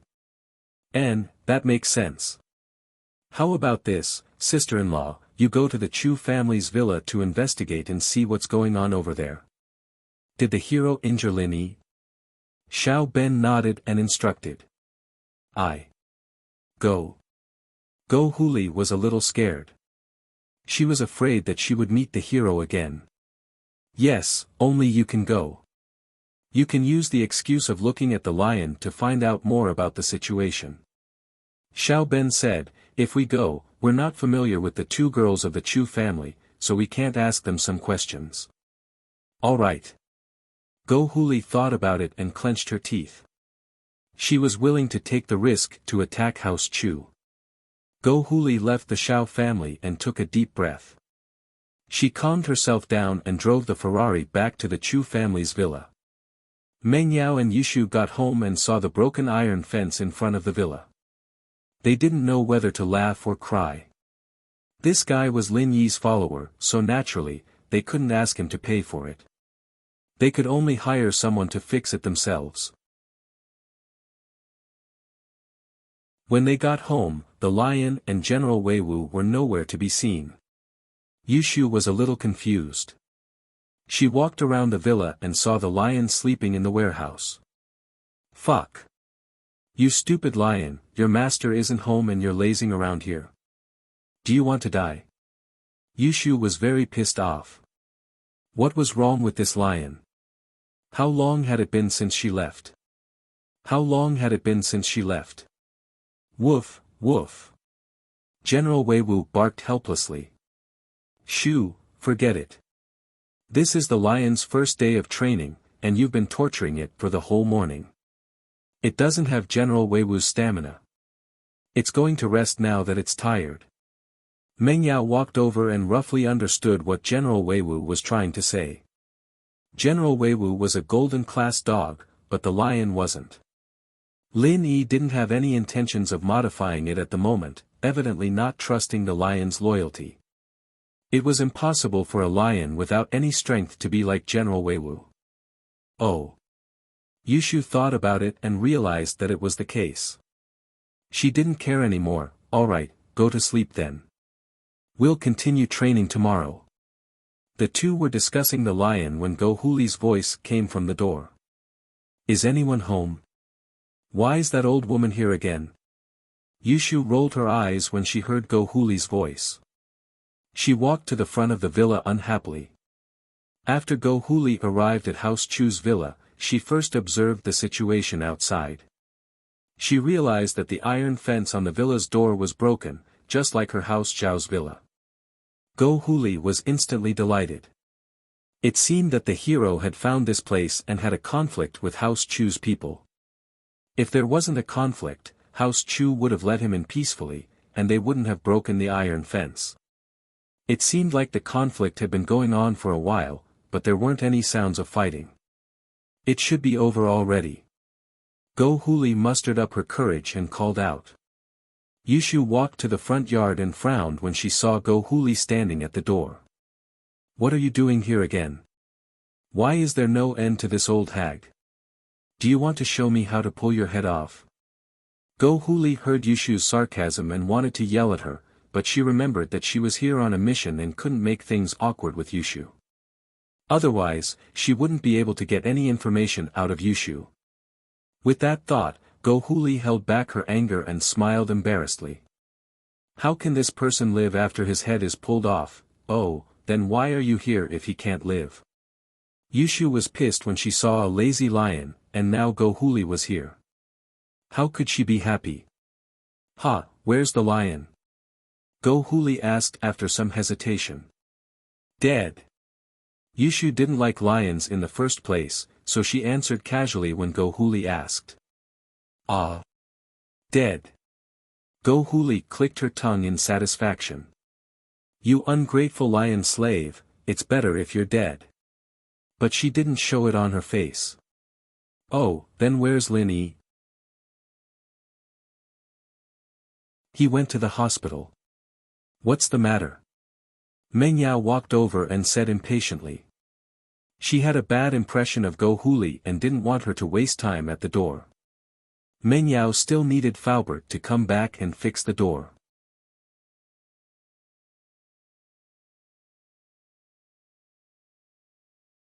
Chapter 1200.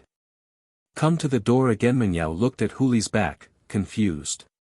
She didn't know why Huli came here all of a sudden. Hu didn't know that Meng Yao was talking about going to the hospital to treat Yuan's mother. Hu thought that Lin Yi was in the hospital because of his own injuries. Hu quickly drove back to the Shao family and excitedly reported, "Good news, good news." "Hu, what's wrong? What's the good news?" Shao Ji looked at Huli's face and guessed what was going on. Master has already caused a ruckus in House Chu. Lion was killed and Lin Yi is in the hospital. Chu Lil, girl and Chen Lil, girl look like they just ate gunpowder. Go Hu said happily. Is that so? If that's the case, then the heavens are helping our Shao family. Shao Ji laughed, brother, let's find some people to deal with Pengzhan Industries. Yes, not bad. Let's go to Pengzhan Industries now and talk to him. If he knows what's good for him, he'll give us some benefits. If he doesn't, we'll suppress Pengzhan Industries in the stock market. We have a lot of alliances now anyway, and we won't need to invest any money. I'm sure a lot of people will want to split Pengzhan Industries with us. Xiao Ben thought about it and said. In fact, ever since the masters from House Pai entered the Shao family, more and more smaller families came to flatter them. Xiao Ji and Xiao Ben's ego had started to inflate. They enjoyed the feeling of being on top of the world. Every time they thought about the humiliation they suffered in House Chu, they would grit their teeth, wanting to avenge themselves, but there was never a suitable opportunity. Now that the opportunity was here, naturally, they wouldn't let it go. Xiao Ji and Xiao Ben didn't linger and left for Pengzhan Industries. This matter couldn't be delayed, they had to be decisive. Pengzhan wasn't expecting Xiao Ji and Xiao Ben to come visit at this time. He knew about the Shao family's resurgence, and he was afraid that the Shao family would come for revenge at first. But after a while, he was relieved to see that everything was fine. House Pai probably wouldn't make an enemy out of Lin Yi for no reason. It wouldn't benefit House Pai, so the Shao family brothers didn't make a move. Mr. Shao, may I know what brings you here?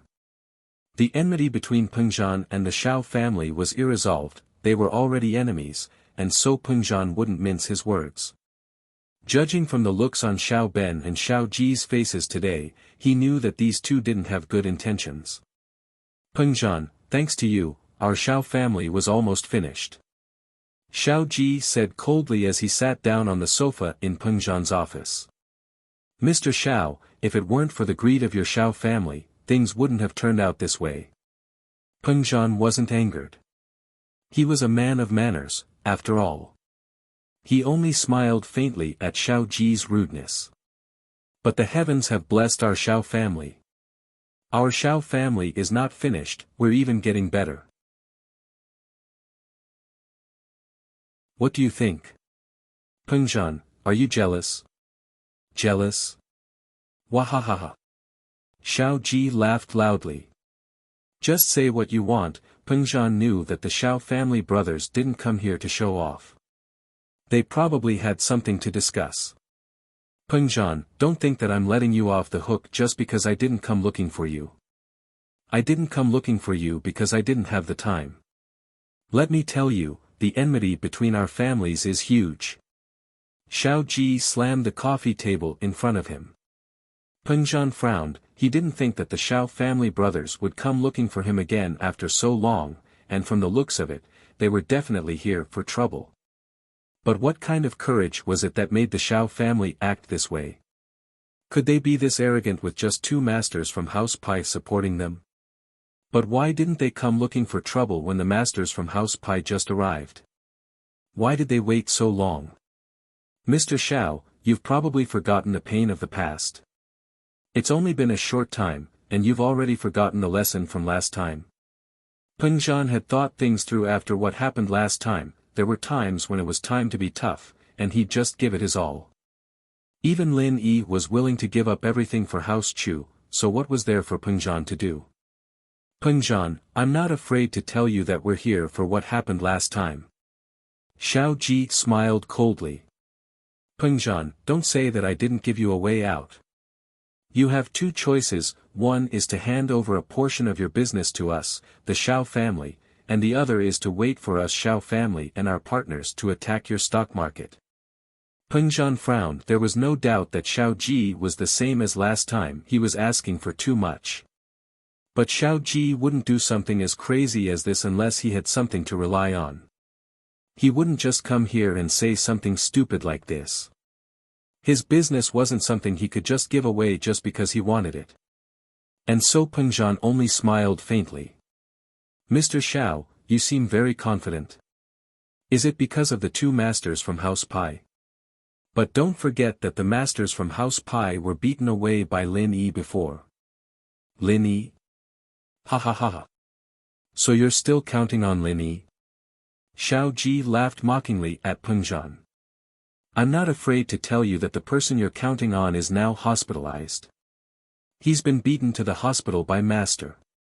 Hospitalized? Peng Zhan paused. What? You don't believe me? You can give your backer Lin Yi a call if you don't believe me. Xiao Ji said nonchalantly. Peng Zhan's face changed. He finally understood why the Xiao family would suddenly come to his doorstep again. They knew that Lin Yi was injured. Perhaps it was the same as last time. They wanted to take advantage of the situation. But Lin Yi was perfectly fine. How could he be injured? He was even beaten up by some hero and hospitalized. Then why would Master hit him? If it was a master from House Pai, then Peng Zhan would still believe it, but where did this master come from? But, even though Peng Zhan was doubtful, he still picked up his phone and called Lin Yi. He'd be able to get the most accurate information from Lin Yi. Lin Yi, where are you? Peng Zhan asked. Although he kept his tone normal, he couldn't help but feel anxious in his heart. I'm at the hospital. Lin Yi said. What's wrong? Uncle Chu, why are you suddenly asking this question?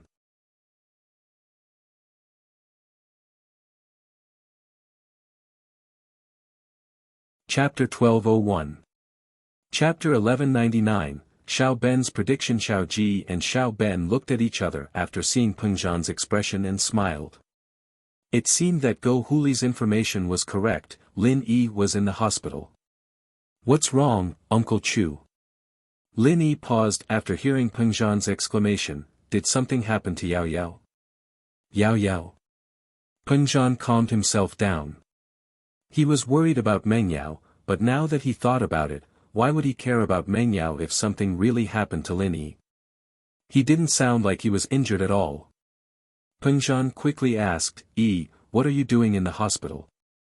Oh, my friend's mother is injured, I'm taking a look at her. Lin Yi said, Uncle Chu, what happened? It's fine, I got it. Peng Zhan let out a breath of relief after hearing Lin Yi's words. If Lin Yi was fine, it meant that the Xiao family's information was wrong. But since they knew that Lin Yi was in the hospital, they still had their eyes and ears. How is it? I'm not wrong, am I? Lin Yi is in the hospital now, right? Xiao Ji said proudly. Haha, he's in the hospital, but he's there to treat someone. He's not injured. Peng Zhan smiled faintly, feeling more confident now. Mr. Zhao's information is wrong, right? Act, continue acting. Xiao Ji looked at Peng Zhan mockingly. Peng Zhan, the panic on your face when you were on the phone already sold you out. Stop pretending. Song's Han is only this big, how can you hide the news? Peng Zhan said mockingly. Say what you want, Mr. Xiao. If you insist, then there's nothing I can do. Peng Zhan shrugged. I'm busy, Mr. Xiao, please do as you please. Peng Zhan, don't be ungrateful. Xiao Ji was furious after hearing Peng Zhan's words. Don't fucking refuse a toast only to drink a forfeit. Mr. Xiao, feel free to use whatever tricks you have. If it's purely a commercial attack, then do as you please. Peng Zhan smiled. If you want to keep threatening me, then so be it. I'm going to work now, you can continue. Peng Zhan. Just you wait. I'll make you kneel on the ground and beg for mercy. Xiao Ji was infuriated. Peng Zhan was still so stubborn even at a time like this. Big brother, since Mr. Chu is so stubborn, there's nothing we can do. Xiao Ben said faintly, but the public security has not been very good recently. I heard that there have been a series of disappearances. Lin Yi is injured again, please don't let your daughter get lost. Xiao Ben, what do you mean? Peng Zhan's eyebrows furrowed. Despite his good manners, he couldn't help but get angry. Xiao Ben, are you forcing me? Don't think that I, Peng Zhan, am afraid of you just because you have 2 masters from House Pai in your Xiao family. Peng Zhan's words were spoken with confidence. When the masters from House Pai came to the Xiao family, Peng Zhan had discussed this with Faubert. When Peng Zhan heard that Faubert had recovered to the peak of the late phase of the golden class, he was relieved. Faubert said that he was a spiritual master now, and could fight evenly with a physical master who was 1 level higher than him. Even if that didn't work out, there was General Weiwu, a dog who was at the peak of the late phase of the golden class. 2 against 1, they would be able to kill that early phase mystic no matter what. Lin Yi, on the other hand, was at the middle phase of the mystic class. He could barely fight a physical master who was at the peak of the late phase of the mystic class. If they were to fight an all-out battle, it was hard to say who would win. So now that Peng Zhan knew that Lin Yi was fine, he wasn't afraid of the Xiao family. Good, very good. Peng Zhan, we'll see. Xiao Ben nodded and didn't say anything else. He pulled his brother Xiao Ji out of Peng Zhan's office. He believed that Lin Yi was injured, and Peng Zhan's panic couldn't escape Xiao Ben's eyes. But why did Peng Zhan have such confidence after that? What did Lin Yi say to him after that? Xiao Ben's IQ was higher than Xiao Ji's, so he wondered if he had overlooked something. After exiting Peng Zhan Industries, Xiao Ji was still cursing, brother, don't you think this Peng Zhan doesn't know what's good for him? Does he really think that with Lin Yi, he can save him? Bro, there's something strange about this. Xiao Ben said after a sigh. Peng Zhan's panic when he heard that Lin Yi was in the hospital wasn't fake, but he was full of confidence after that. What's the reason? Yeah, brother, what you're saying makes sense. Is there something going on here? Xiao Ji calmed down and felt that Xiao Ben's words made sense. He was a rough guy, but he listened to Xiao Ben. Let me think. Xiao Ben got into the car and closed his eyes, putting his hands on his temples. He couldn't shake the feeling that something was wrong. Xiao Ji didn't want to disturb him, so he sat beside Xiao Ben. Let's go. Head, are we going home or to the hospital? The driver didn't know where to go, so he asked. Hospital. Right, the hospital. Xiao Ben cried out as he opened his eyes. Master Air, are we going to the hospital? The driver was startled by Xiao Ben's cry as he asked carefully. No, let's go home. Xiao Ben said to the driver before turning to Xiao Ji, brother, I've thought it through. Oh. Xiao Ji quickly asked, brother, what's going on? Isn't Lin Yi in the hospital now? Elder Pai and Mr. Pai are there as well, do you think Lin Yi would run into them?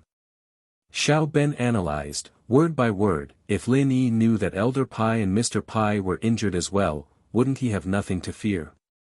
Peng Zhan wouldn't have to worry either, since our masters are in the hospital as well. That's possible. After Xiao Ji heard Xiao Ben's words, he nodded in agreement. That should be it. But we booked a private room, so how did Lin Yi see it? I don't know about that, but it's just a guess.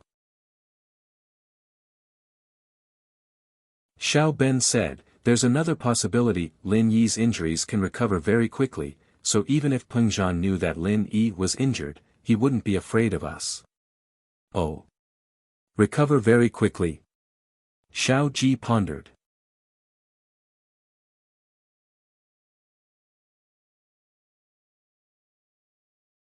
Chapter 1202. The difference in injuries, what does that mean?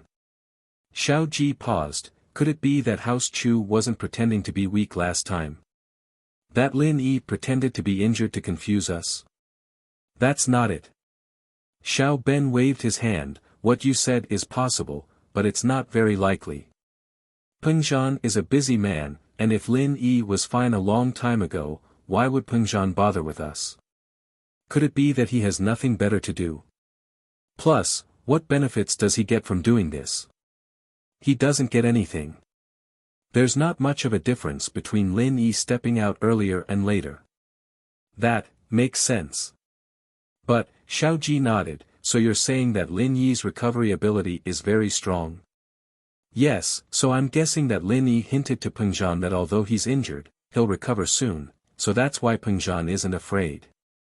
Xiao Ben agreed, this is the only possibility that boosts Peng Zhan's confidence. Then what should we do now? Xiao Ji said, now that the two masters from House Pai are hospitalized, there's nothing we can threaten Peng Zhan with. I'll discuss with my business partners first, and see if we can control and suppress Peng Zhan Industries through the stock price. As long as we earn some profits for House Pai, I believe that the two masters from House Pai will stand up for us after they recover. Xiao Ben said, of course, we have to make use of House Pai's profits.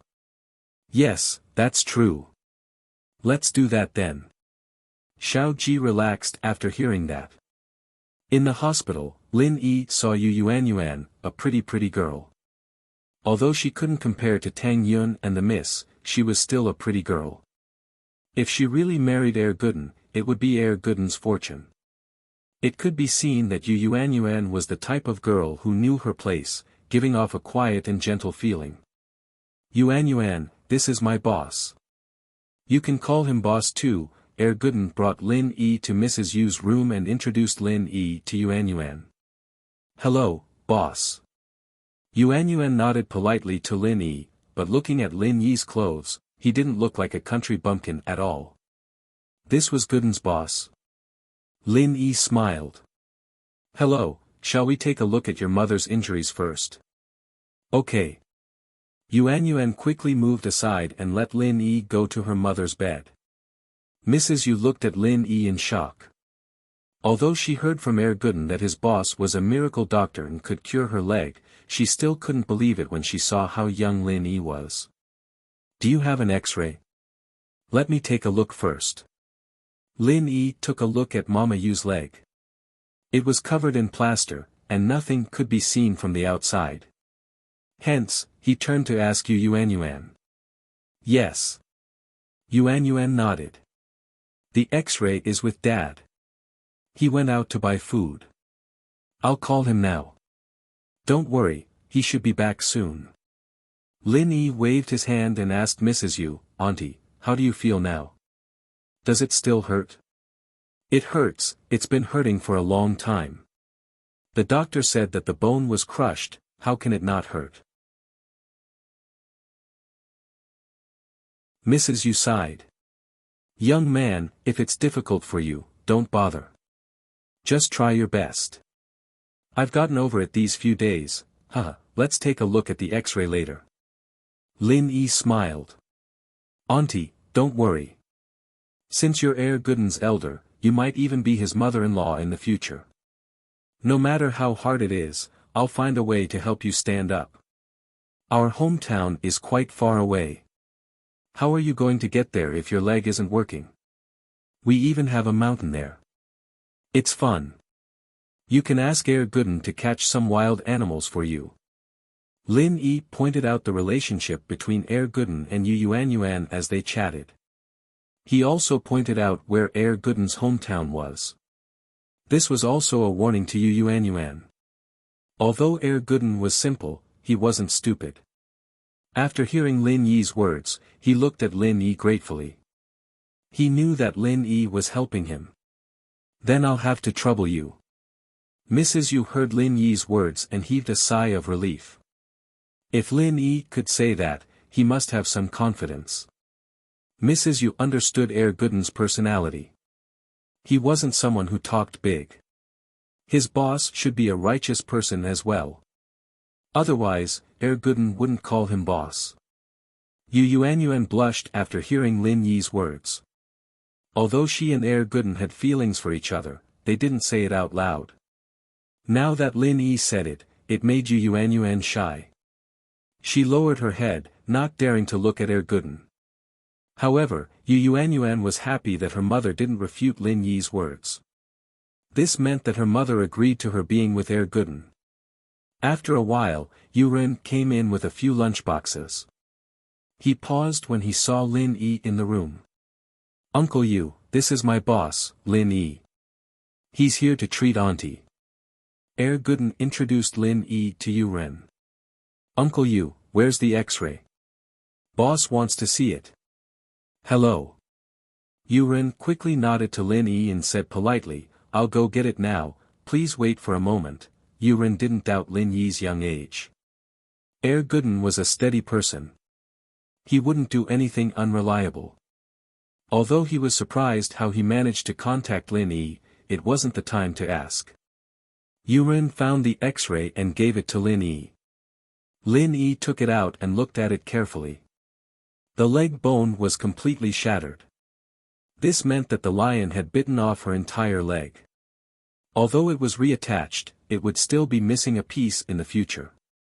Even if it recovered, she would be limping. If it didn't recover well, it would be hard for her to stand up. Lin Yi wanted to use medicine and acupuncture to treat it, but it seemed like it wouldn't work. After all, a piece of bone was missing. Acupuncture and medicine wouldn't be able to fix it. The good thing was that she was just injured not long ago. It hadn't fully healed yet. So, Lin Yi could use energy to heal Mrs. Yu's injury. If he waited until Mrs. Yu's injury was fully healed, Lin Yi wouldn't be able to save her even if he used his pure energy.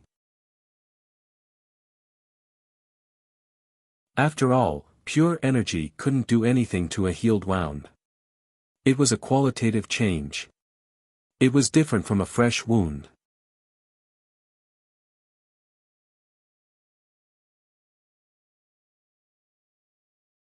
Chapter 1203. Healed. "It can be healed, but I need to break the plaster on Auntie's leg. Is that okay?" Lin Yi looked at Mrs. Yu and asked.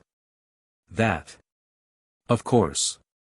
Mrs. Yu hesitated and nodded.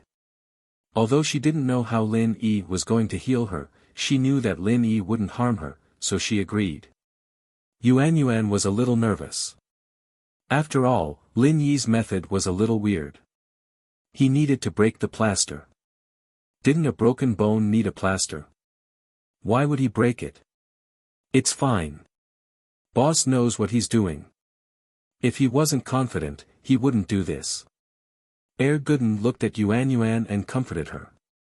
The plaster's hardness was nothing to Lin Yi. He could break it with his bare hands. Soon, half of the plaster on Mrs. Yu's leg was removed by Lin Yi.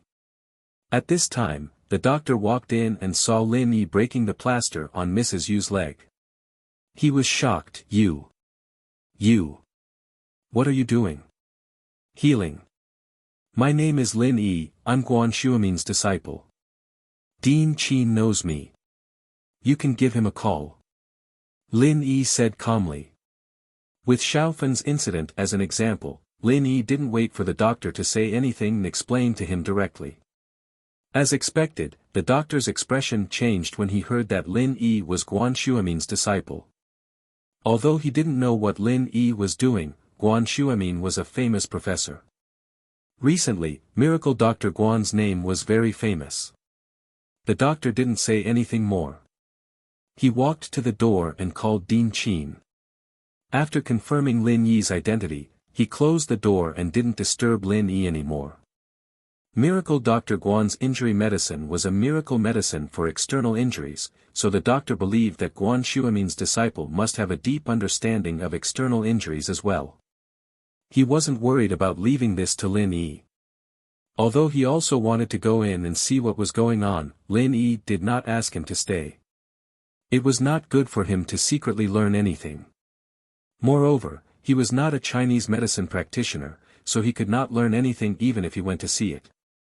"Yu Ren, Mrs. Yu, and Yuan Yuan were all relieved when they saw the doctor leave after Lin Yi told them a name. It seemed like Gooden's boss was indeed different. After Lin Yi broke the plaster, he removed all the gauze on Mother Yu's leg. Mother Yu grimaced in pain, but she endured the pain and didn't make a sound. After all, she was afraid that it would affect Lin Yi and distract him. It hurts a little, right? Don't worry, I'll be fine in a while, and I'll be able to walk. Lin Yi smiled and said. Mother Yu heard the first half of Lin Yi's sentence and didn't think much of it, but when she heard the second half, her eyes widened in shock. Able to walk in a while? How was that possible? Even a miracle doctor couldn't cure her injury in a short time, right? After Lin Yi said this, he inserted a few needles into Mother Yu's injury and placed both of his hands on her leg, channeling the art of dragon mastery. At this moment, Lin Yi didn't enter his sleeping state. After all, healing Mother Yu's injury didn't require much pure energy.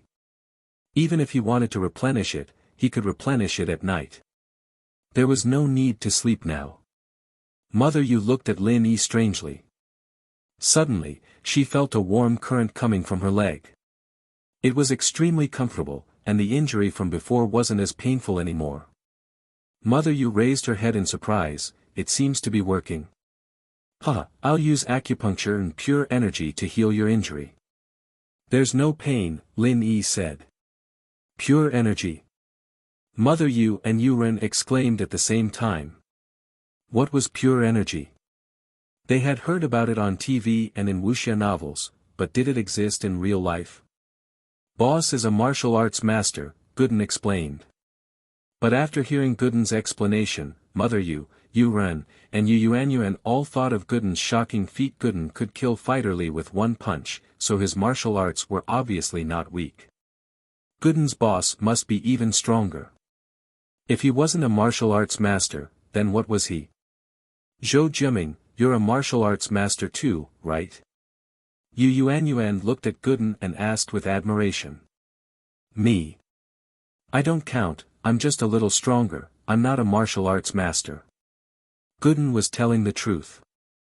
The difference between him and Lin Yi was quite big. But in my eyes, you're a big hero.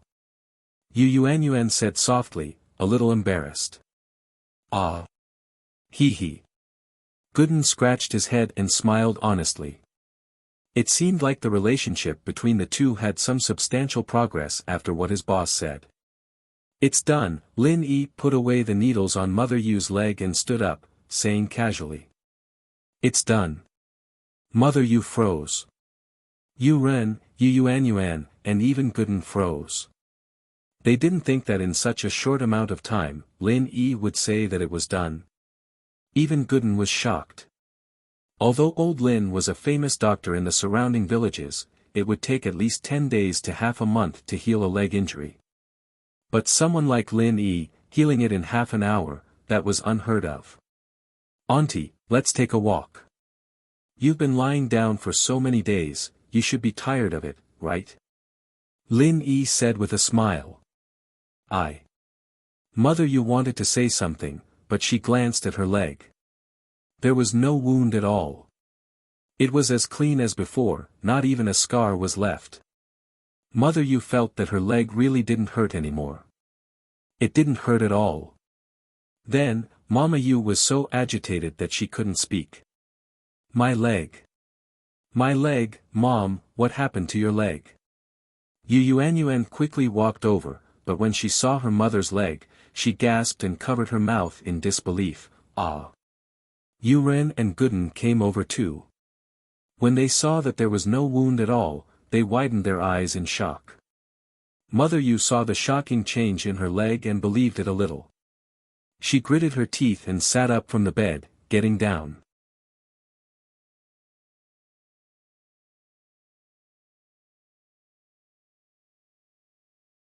Chapter 1204. Emotional Kong Xiaobo, I'm really healed. Yuan, Lao Yu, take a look.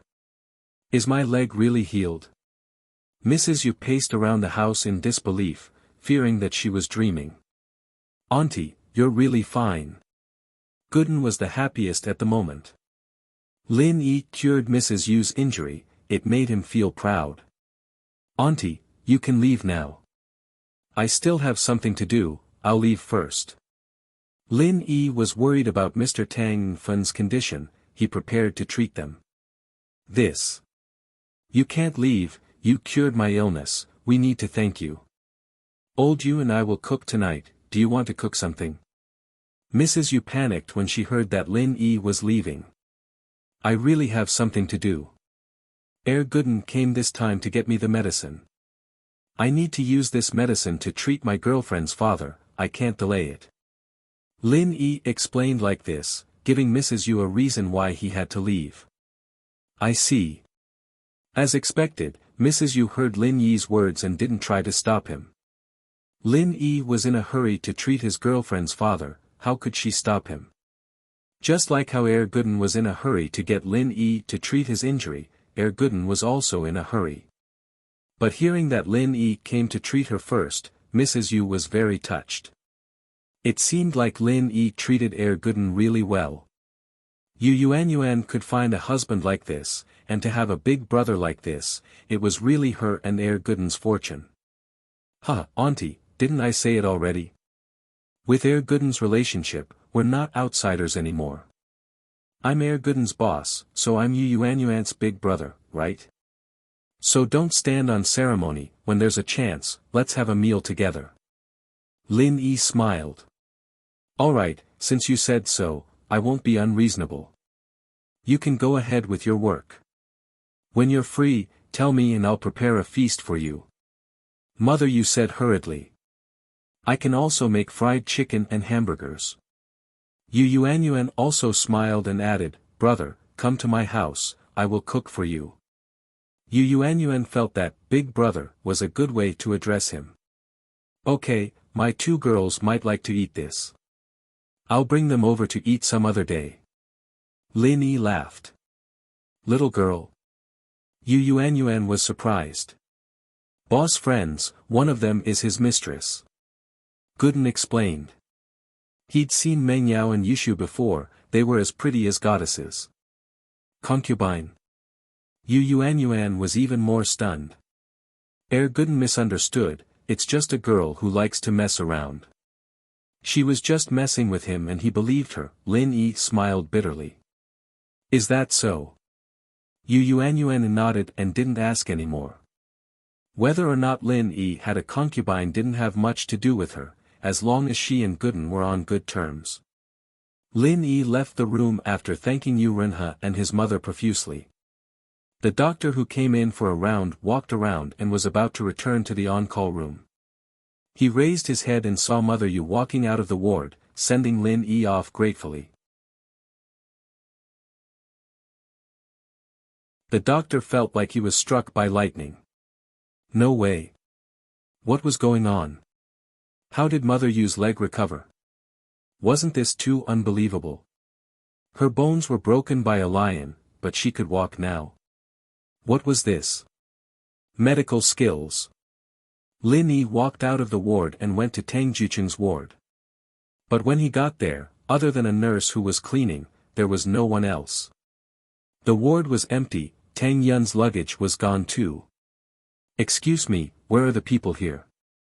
Lin Yi knocked on the door and asked. They have already checked out, what's the matter? The nurse raised her head and asked. Checked out?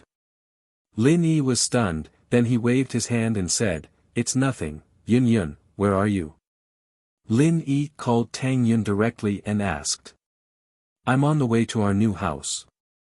The new house is ready, so we checked out of the hospital and are preparing to move to our new house. Tang Yun said. Moving? Why didn't you tell me beforehand? Lin Yi asked with a bit of blame, if you told me earlier, would have been able to help you. It's fine, hee, Tang Yun smiled. Tang Yin smiled. Fun's family is moving today as well, and Xiaobo borrowed a car from Fatty Lai, so our families can go together, I see. Lin Yi nodded. Since there was a car, it was good, so he said, Yun Yun, Uncle Tang's leg can be treated now, I've got the medicine. How about I go to your new house now? Can be treated? Really? Tang Yun was suddenly happy and said, okay, come to the new house directly, we'll be there soon. Okay. Lin Yi smiled and hung up the phone. After hanging up the phone with Tang Yun, Lin Yi called Kong Xiaobo. Boss, where are you? Why didn't you come? Kong Xiaobo picked up the phone and asked with some doubts. You still say I didn't come? Yun Yun's family is moving today, why didn't you tell me? Lin Yi asked. Ah. You didn't know. Kong Xiaobo was stunned after listening to Lin Yi's words. How would I know if you didn't tell me? Lin Yi was a little dumbfounded. I thought Tang Yun would tell you. How would I know that she didn't say it? Kong Xiaobo suddenly smiled bitterly, boss, you can't blame me. Okay, I'm just telling you, take Xiaofan to Yun Yun's house later, I got the medicine to treat her leg injury, I just happen to be treating Uncle Tang, so we can treat together. Lin Yi said. Are you serious? Boss, thank you so much. After listening to Lin Yi's words, Kong Xiaobo felt a burst of warmth in his heart. Lin Yi had always put Xiaofan's matter in his heart, which made Kong Xiaobo very touched. Although Kong Xiaobo didn't care whether Xiaofan's leg was really lame, even if it was like this for the rest of her life, Kong Xiaobo still loved her. But if she could be like a normal person, then Kong Xiaobo would find a way to make her return to normal no matter what. Kong Xiaobo didn't care about other people's eyes, but how painful would it be for a girl like Xiaofan? After knowing this good news, Kong Xiaobo almost jumped in joy. He hugged Xiaofan beside him, and he was extremely excited. You, what are you doing? Xiaofan was shocked by Kong Xiaobo's sudden action. Her parents were still on the side, and Kong Xiaobo made such a bold move. What was he going to do? Although their relationship had been set, it wasn't good to be so intimate in front of adults, right?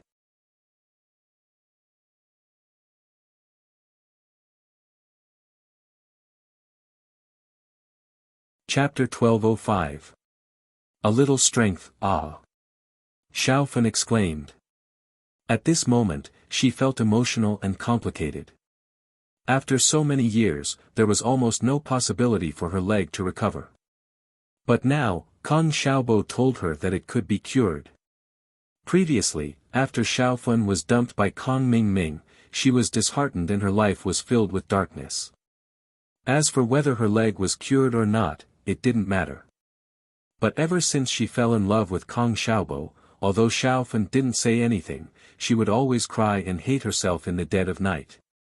How foolish was she to get her leg injured by a car because of a bad person, becoming a cripple. Now that she thought about it, how unworthy was it? How she let down Kong Xiaobo. She was no longer innocent, and she already let down Kong Xiaobo. Furthermore, her leg was damaged because of Kong Mingming. Xiaofan felt even more guilty. She felt that she wasn't worthy of Kong Xiaobo, and she blamed herself to the core. But Kong Xiaobo didn't care about it, and Xiaofan became even more depressed. It was almost becoming her heart disease. And at this moment, Kong Xiaobo told her that there was hope for her leg. If someone else said this, Xiaofan might not believe it. But it was Lin Yi, Kong Xiaobo's boss, who said it. Xiaofan believed it. Back then, during Dr. Kang's banquet, Lin Yi gave her and Kong Xiaobo the courage to stand in front of Kong Mingming's family for the first time. Then, Kong Xiaobo slowly built up his career and status. He even had a house and money. All of this was thanks to Lin Yi, the boss of her lover. So, when Kong Xiaobo told Xiaofan the good news, Xiaofan didn't doubt it and immediately cheered, "That's great. Xiaobo, help me thank the boss." "Ha, of course. I've already thanked them," Xiaobo said with a smile. Tang Yun and Xiaofan's family basically started the renovation at the same time. With Fatty Lai's help, they worked overtime day and night. The new house had been completely tidied up. Not only did they have all the furniture and appliances, they even had daily necessities like pots and pans.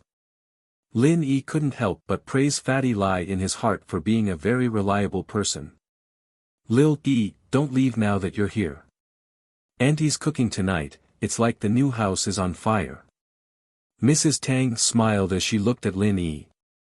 The more she looked at him, the more she liked him. She was 100% satisfied with this son-in-law of hers. Not to mention the benefits he brought to the family, he even said he could cure old Tang's illness today. Now that Tang Jucheng's leg was healed, he was in a good mood. He could also do some business with Mrs. Tang.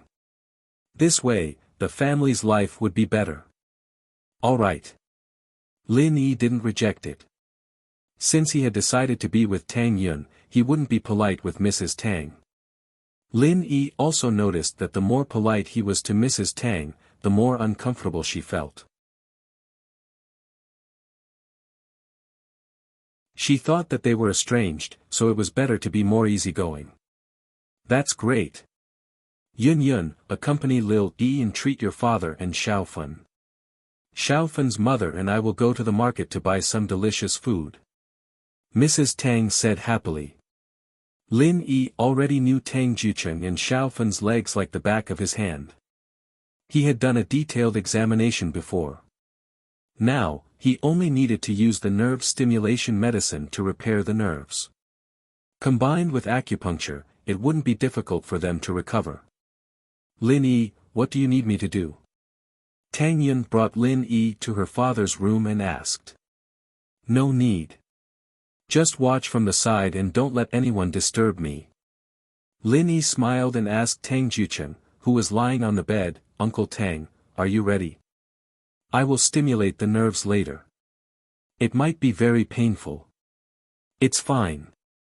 It's nothing, Tang Jucheng smiled indifferently, I have already survived the surgery. What's there to be afraid of? As long as I can stand up, I don't care how much pain I have to endure. Otherwise, I won't be able to do anything with my legs being inconvenient every day. All right. Lin Yi nodded and began to treat Tang Jucheng. See, when the silver needle dipped in the medicine was inserted into the acupuncture point on Tang Jucheng's leg, Tang Jucheng couldn't help but take a deep breath. It wasn't just a matter of pain. It was extremely painful. One had to know that the nerves were very sensitive. Especially when Lin Yi used the nerve stimulation medicine to stimulate the nerves in Tang Jucheng's leg, Tang Jucheng directly sat up from the bed with a head full of cold sweat. Tang Yun's heart tightened when she saw her father's expression.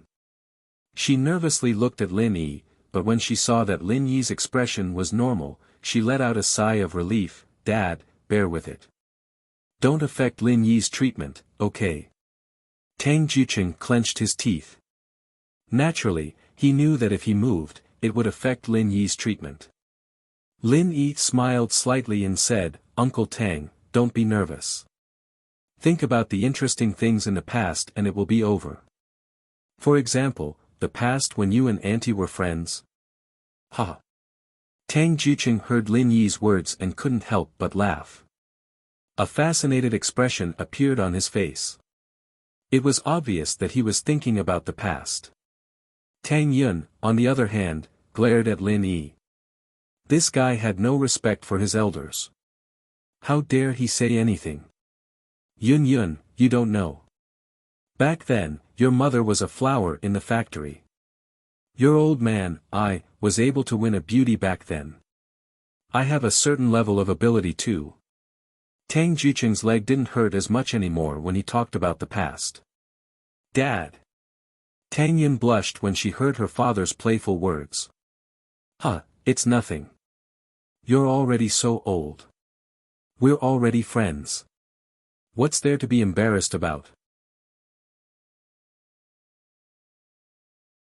Tang Jucheng laughed and said nonchalantly, but Yun, you're even prettier than your mother back then.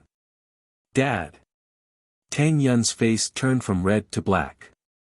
That's right, Uncle Tang. Yun is also the campus beauty in our school. I also won a beauty back then. I have a certain level of ability too. Lin Yi said shamelessly. Huh? Tang Yun was stunned.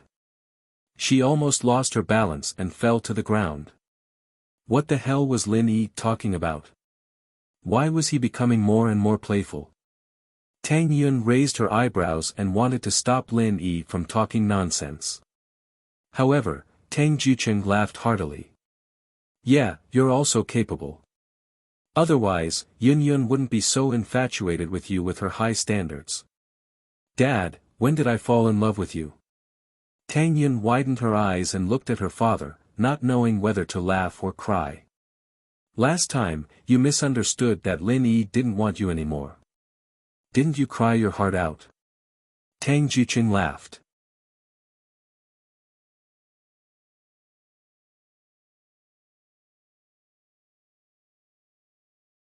Chapter 1206. Distraction, Dad, I'm going out. Tang Yun turned around to leave. However, Lin Yi smiled and put away the silver needles on Tang Jucheng's leg. Okay, Uncle Tang, stand up and take a walk. That's it? Tang Jucheng was surprised. He didn't think that talking to Lin Yi would divert his attention. Unknowingly, the treatment was completed. Tang Jucheng didn't feel any pain. Tang Yun realized that Lin Yi was talking nonsense with her father to distract her father and lessen his pain. She couldn't blame Lin Yi, but it was too embarrassing. Tang Jucheng got off the bed and prepared to walk around the room twice. In fact, he could already walk slowly with his legs. Although he was limping a little, it was fine to walk slowly. However, this time, after Tang Jucheng got off the bed, he almost tripped and fell when he walked away. Dad! Tang Yun was shocked and quickly ran over to support Tang Jucheng. However, she was confused. Dad, what's wrong? Wasn't there a problem with your left leg? Why does it seem like there's a problem with your right leg now? I don't know. Tang Jucheng was confused. It was his left leg before, but now it was his right leg. Did the disease not get cured and moved to another place? Tang Yun quickly helped Tang Jucheng to walk 2 more steps, but Tang Jucheng's steps were still uneven. If it weren't for Tang Yun's support, he would have fallen to the ground already.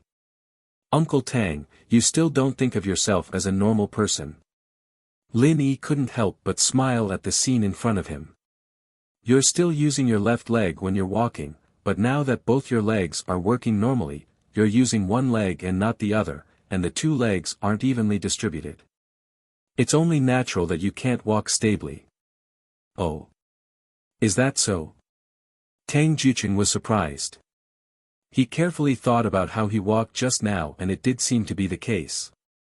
However, he didn't do it on purpose. It was just a habit. He used to walk this way, so he still walked this way subconsciously. It was no wonder that he was in deep trouble, it was because of this reason. Thinking of this, Tang Jucheng tried to use the same amount of strength to walk. Sure enough, he didn't stagger like before. Instead, he slowly became normal. Tang Yin covered her mouth in shock. Dad, it looks like your leg's healed. Well, it seems like there's really no problem. Ha! After taking 2 steps, Tang Jucheng laughed happily. It's done, it's really done. Of course it's fine. Once you get used to it, you'll be no different from a normal person. Lin Yi smiled. Yun, let's go out and take a look. Xiaofan should be here too, right? Kong Xiaobo and Xiaofan went to Xiaofan's house first. After settling down there, they went to Tang Yin's house. At this moment, they were waiting in the living room. They knew that Lin Yi was treating Tang Jucheng, so they didn't disturb him. When the bedroom door opened, Lin Yi walked in front while Tang Jucheng and Tang Yun walked behind. Although Tang Jucheng walked very slowly, he didn't need Tang Yun's support.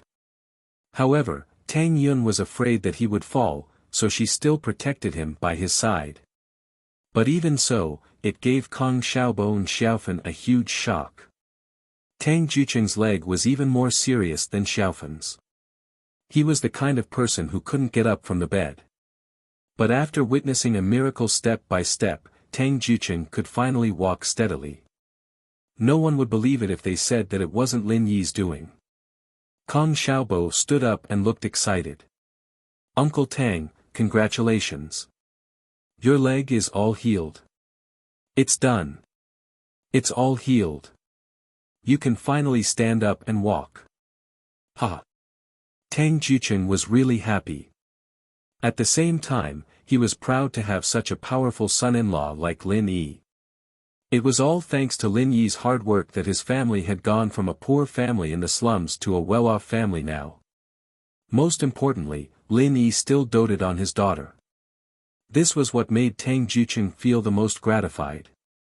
Kong Xiaobo's excitement was actually for Xiaofan. If Tang Jucheng's leg was healed, then Xiaofan's leg would naturally be saved. "Xiaobo, bring Xiaofan to the bedroom." Lin Yi looked at Kong Xiaobo's excited expression and smiled. "Boss, aren't you going to rest for a while?" Although Kong Xiaobo was anxious, he saw that Lin Yi had just treated Tang Jucheng's leg. It should be tiring, so he should rest for a while, right? "It's fine. Looking at your anxious expression, I'm afraid you can't wait, right?" Lin Yi smiled. "Hee, not really." Kong Xiaobo was a little embarrassed, but he still brought Xiaofan to the bedroom. "Uncle Tang, walk around by yourself first. You'll be fine if you walk slowly. I'll go and treat Xiaofan," Lin Yi said to Tang Jucheng. "Alright, don't worry about me. You go do what you need to do." After Tang Jucheng walked a few laps, he gradually grasped the technique of using his strength. The more he walked, the more agile he became. But then again, this leg was originally his, so it was quite easy to control. He didn't need to practice much, and he was already walking very well. This was also thanks to Tang Jucheng's recovery training. Although he was limping, he had already recovered the muscle strength in his leg, which was why he was so skilled now. After entering the bedroom, Lin Yi looked at Xiaofan, and he was a little troubled. Most of the nerves in the leg were concentrated at the base of the thigh. It didn't matter when he was treating Tang Jucheng. Tang Jucheng was a man, so he only needed to wear underwear. In front of Lin Yi and his daughter, he didn't need to cover up too much. But Xiaofan was different. She was a girl, and she didn't have a close relationship with Lin Yi. It would be difficult for her to wear underwear in front of Lin Yi. "Boss, what's wrong?" Kong Xiaobo saw Lin Yi frowning, and he thought that Lin Yi was a little tired. So he quickly said, "Boss, you should rest for a while. It's fine. Since you got the solution, isn't it just a matter of time for Xiaofan to recover? You don't have to rush." "No, Xiaobo, you've misunderstood." Lin Yi waved his hand and said, "During the treatment, you have to take off your pants, leaving only underwear. Xiaofan is a girl, isn't this too inconvenient?"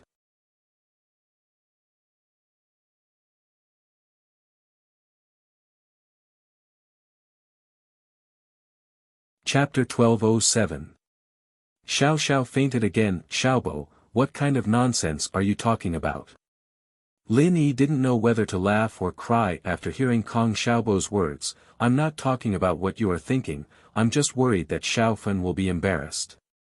What's the point of saying so much? Tang Yun didn't know what to say as well. She knew that Lin Yi wouldn't have any dirty thoughts towards Xiaofan. She heard that when Lin Yi was treating Meng Yao was naked. Lin Yi didn't do anything to Meng Yao, so why would he have any dirty thoughts towards Xiaofan? So, Tang Yun trusted Lin Yi very much. She said to Xiaofan, "Xiaofan, I'll help you take off your pants." Xiaofan nodded. Although she was a little shy, she knew that Lin Yi was doing this out of kindness. He wouldn't have any dirty thoughts towards her. She and Tang Yun weren't on the same level, and with Tang Yun by her side, Lin Yi would have any dirty thoughts towards her unless he was blind. With that thought, Xiaofan stopped being shy and unbuckled her belt. With Tang Yun's help, she took off her pants, revealing her fair legs. It was quite sexy and beautiful. Tang Yun and Xiaofan sneaked a glance at Lin Yi and realized that his eyes were clear without any lust. He was seriously observing the position of the needle. On the other hand, Kong Xiaobo looked like he was drooling.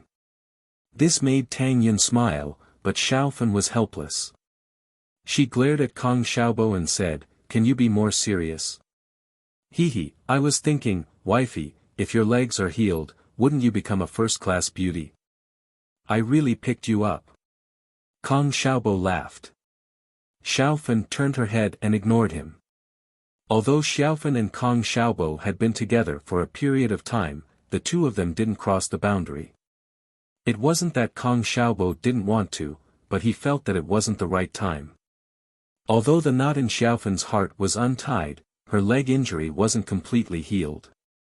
In this situation, Xiaofan definitely wouldn't feel comfortable in her heart. Therefore, Kong Xiaobo was drooling over Xiaofan's exposed legs.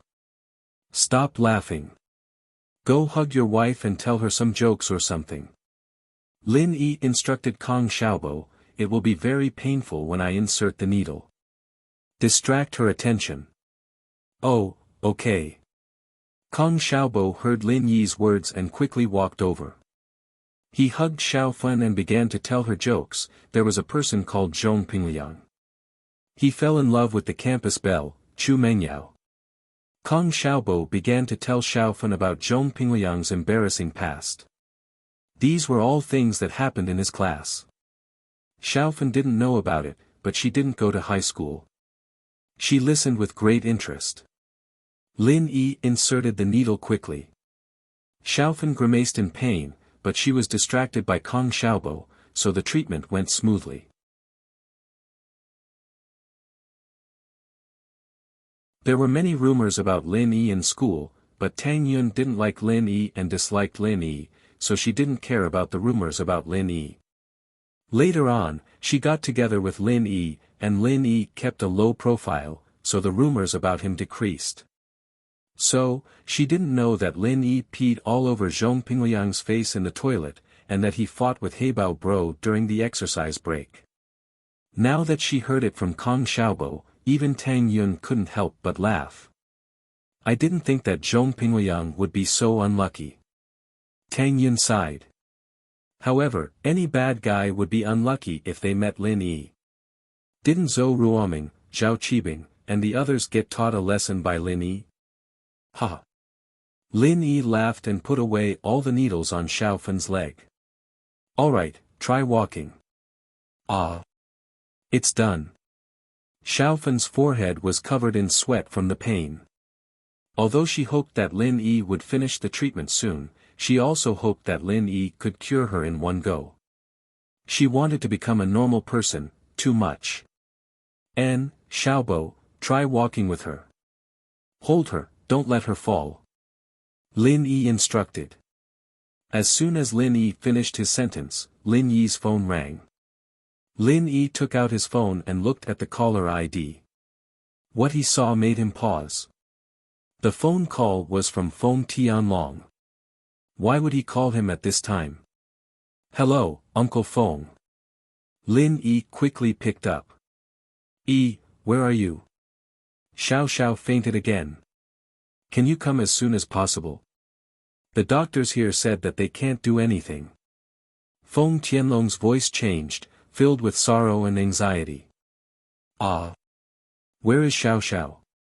Lin Yi was shocked. Although he knew that this day wasn't far away, he didn't expect it to come so soon. "I'm at her apartment. Can you come now? I'll get Li to pick you up." Feng Tianlong asked nervously. "No need, I'll go now. Don't worry, Uncle Feng. I'll be there soon. She'll be fine."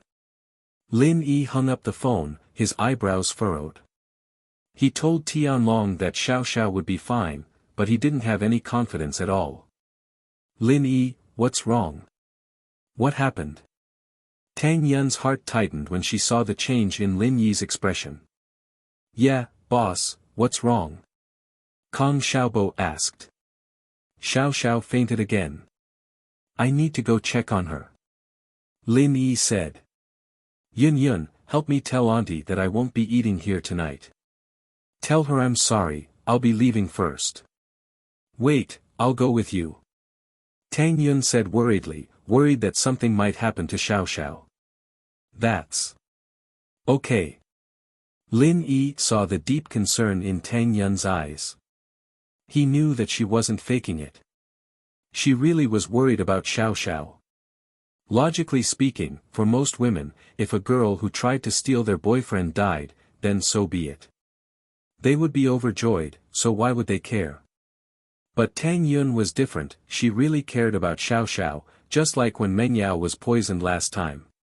She was really worried about Meng Yao, and these weren't fake at all, they were her own thoughts. Lin Yi felt that he was very lucky to have such a generous and kind girlfriend. Boss, I want to go too. Kong Xiaobo and Xiao Xiao had a good relationship. When Xiao Xiao wanted to chase Lin Yi, he'd helped her plan before. So when he heard that Xiao Xiao fainted, Kong Xiaobo wanted to go as well.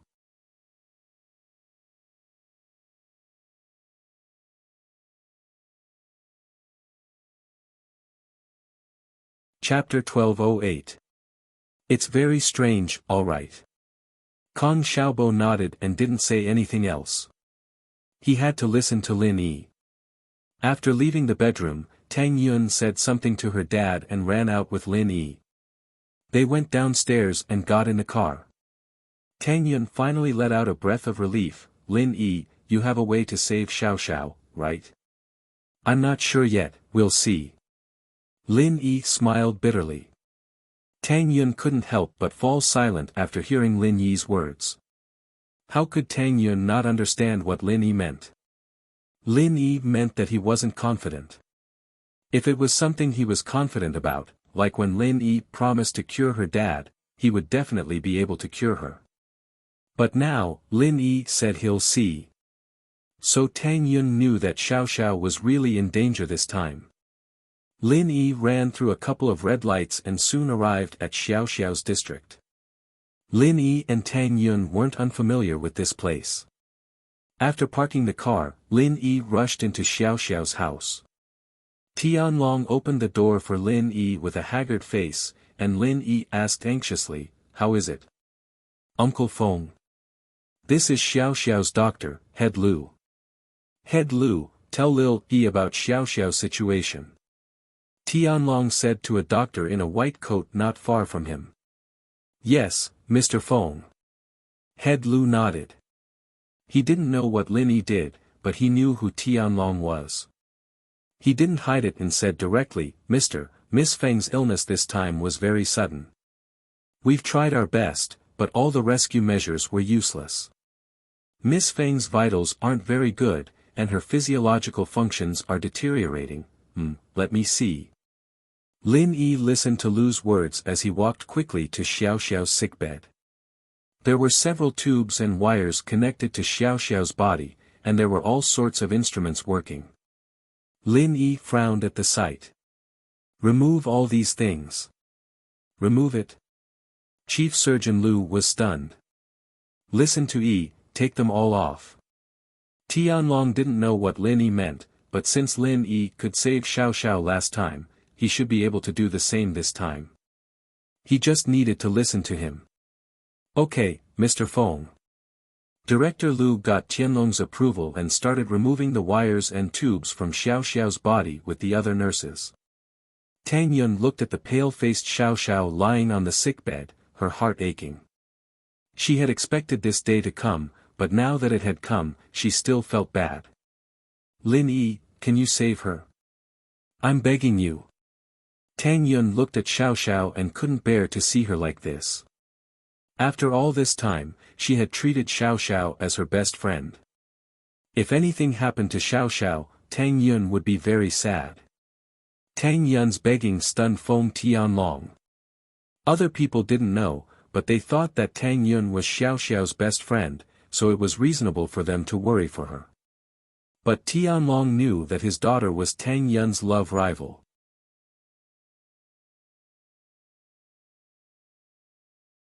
According to the agreement, Tang Yun was the main wife, and Xiao Xiao was the second wife, but no one would want to have a second wife, right? But Tang Yun was worried for Xiao Xiao. And judging from her expression, she wasn't faking it. What kind of person was Feng Tianlong? He was a secret agent, and his ability to read people was top-notch. If Tang Yun was pretending to be nice to him, Feng Tianlong would be able to tell with one look. But all he saw was sincerity and anxiousness, there was no pretense. At this moment, Tianlong was very touched and respectful. This girl was really generous and kind. It was Lin Yi's fortune to have a girlfriend like this. Compared to his daughter, he was probably a little more selfish, right? Isn't she my girlfriend too? I'll try my best. Looking at Tang Yun, Lin Yi didn't know whether to laugh or cry, but he still said seriously. Okay. Tang Yun nodded. Lin Yi held Xiao Xiao's hand and said to Tianlong, "Don't let anyone disturb me." Okay, I understand. Feng Tianlong nodded and immediately ordered Li Yifeng behind him, "Little Li, guard the door, don't let anyone come in and disturb us." Yes. Li Yifeng traced the gun at his waist and solemnly nodded. Then, he quickly stood guard at the door. Lin Yi channeled the art of dragon mastery. He had a taste of Xiao Xiao's power last time, so this time, in order to prevent his energy from being sucked dry by Xiao Xiao, Lin Yi went into sleep mode and entered the jade space, using the energy in the space to support Xiao Xiao's absorption. Lin Yi's prediction was correct. Just like last time, as soon as he channeled the art of dragon mastery, the energy in the jade space surged into Xiao Xiao's body through his hand. But this time, Lin Yi had it a little better. After all, the energy in the jade space was endless. But the next moment, Lin Yi was shocked. Because Lin Yi realized that the energy in the jade space wasn't enough for Xiao Xiao at all, and the energy in his body was flowing into Xiao Xiao's body bit by bit. This was the first time Lin Yi had encountered such a situation. Whether it was treating General Weiwu or helping Faubert and Ling Shan level up, he could transfer the energy into their bodies directly through the jade space. There had never been a situation like this. He felt that Xiao Xiao's body was strange, but he didn't expect it to be this strange. Lin Yi's face changed. "Jiao Lao, what's going on?" "Strange. Extremely strange." Elder Jiao was also deep in thought. Her body is so strange, but it doesn't seem to have much effect even if you send in all that energy. Her life is about to run out, no amount of energy will help, it's just barely enough to keep her alive. It seems like it's impossible for her to wake up, what do you mean? Lin Yi heard Zhao Yazi's words and froze, "Useless? How is it useless?" "Jiao Lao, you're saying that she's at the end of her life, and there's no use this time."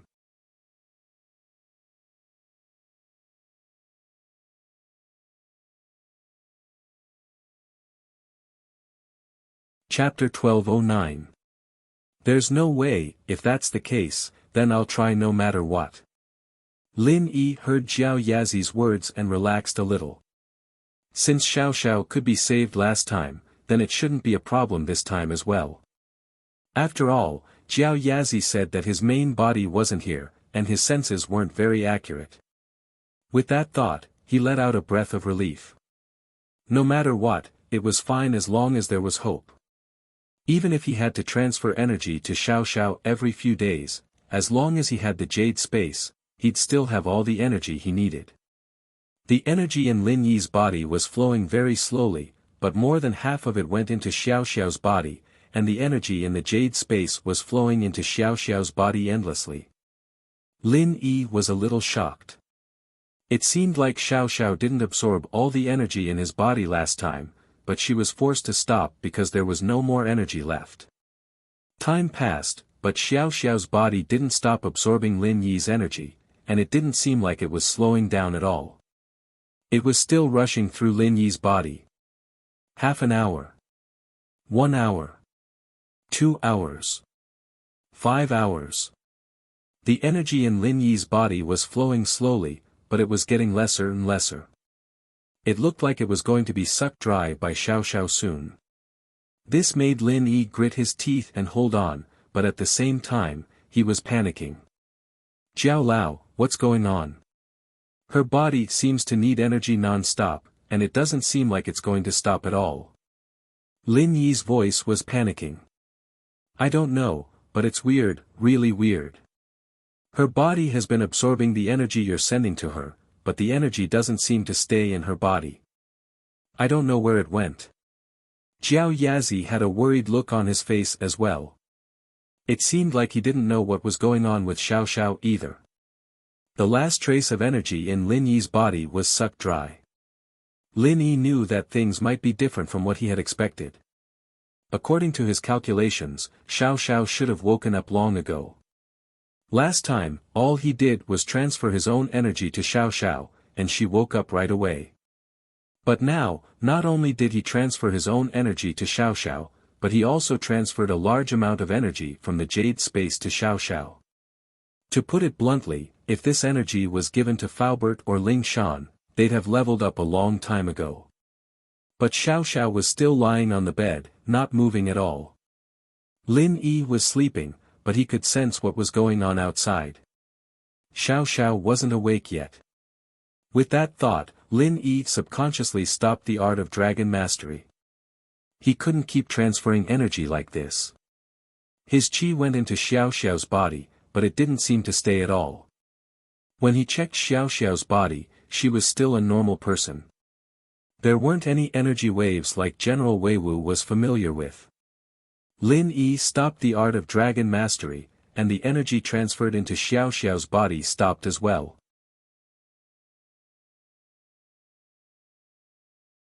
Xiao Xiao's body couldn't absorb the energy from Lin Yi's body anymore, so she stopped. Lin Yi didn't have the time to recover his strength first. After all, Xiao Xiao's situation was more important. Recovering his strength later wasn't a problem, since it wouldn't affect him much in the short term. Lin Yi opened his eyes, and Tang Yun and Tianlong, who had been paying attention to Lin Yi's expression, quickly walked closer and asked, "How is it?" "It's weird. According to what happened last time, Xiao Xiao returned to normal after I transferred my qi over, but this time, I used up all the qi in my body, and there's no effect."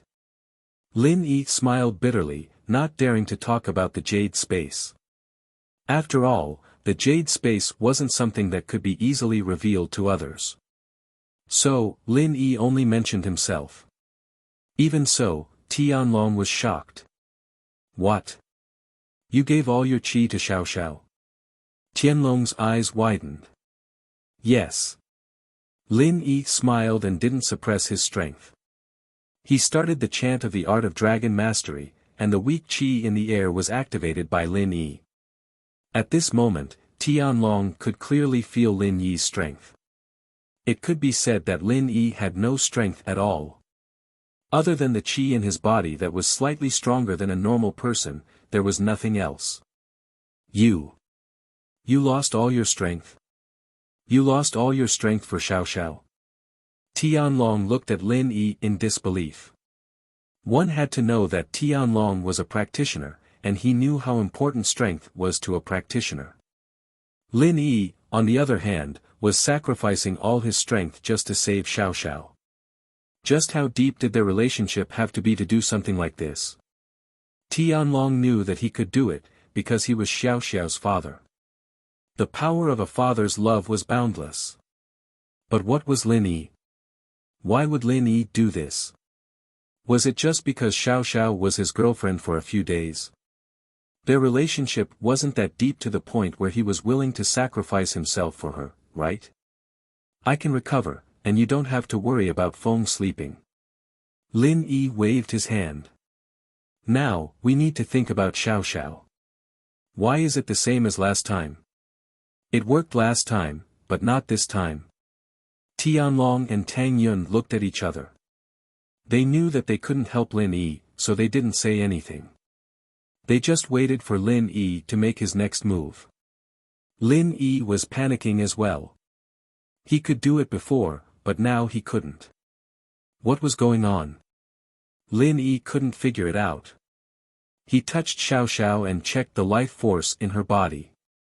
Sadly, Lin Yi realized that he didn't know where his energy went. There was no energy in Xiao Xiao's body at all. That boundless energy of his, if absorbed, would be enough to create an Earth class or even a Sky class. But Xiao Xiao's body was still empty. It seemed like he couldn't do it anymore. He had to call for help. Tianlong had said that he brought Xiao Xiao's mother to Old Lin, and the old man couldn't do anything about it.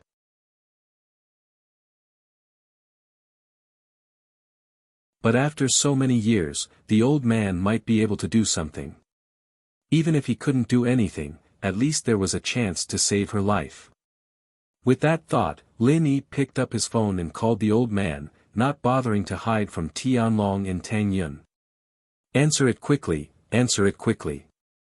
What are you doing, old man?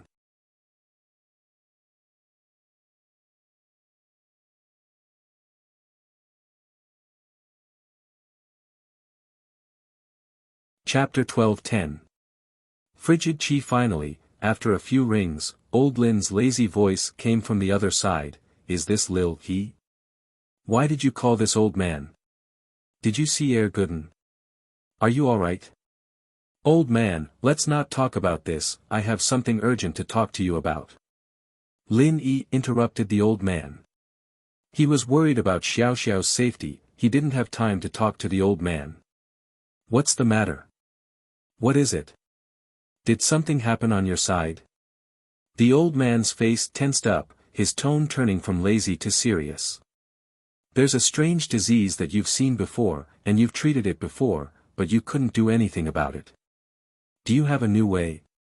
Lin Yi didn't know how to explain it to the old man. He didn't have the time to describe Xiao Xiao's condition, and even if he did, he wouldn't be able to explain it clearly. After all, Lin Yi didn't know much about Xiao Xiao's condition. What strange disease? What are you talking about? Lin Yi's words confused the old man. He didn't know what disease he was talking about. Alright, I'll give the phone to Feng Tianlong, and he'll talk to you. Lin Yi didn't want to waste time.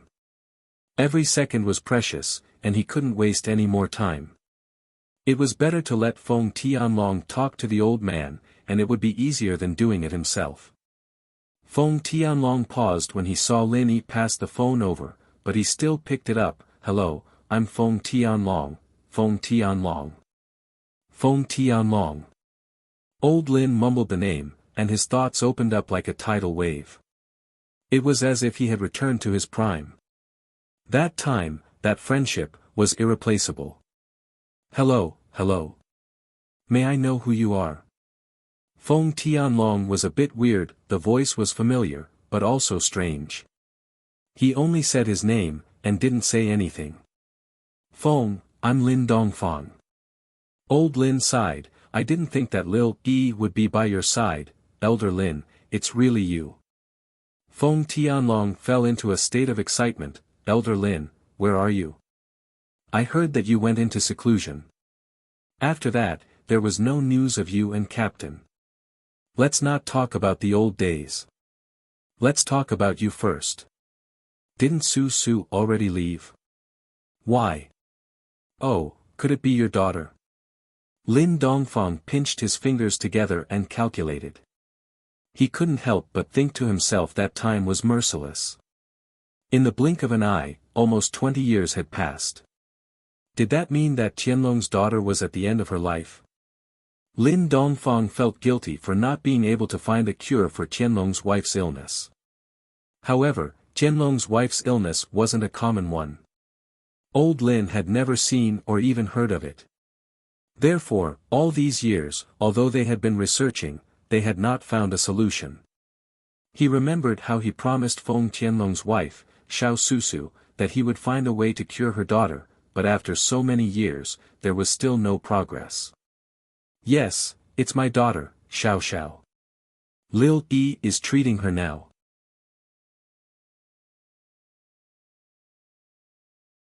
Elder Lin, do you have a solution? Tianlong didn't think that he would meet Lin Dongfang at this time. If Lin Dongfang had a solution, then things might really turn around. How about this, you give the phone to Lil Yi. I'll talk to him. Old Lin sighed. He didn't have the heart to tell Tianlong that he had no solution. He could only let him give the phone to Lin Yi. Okay, please wait.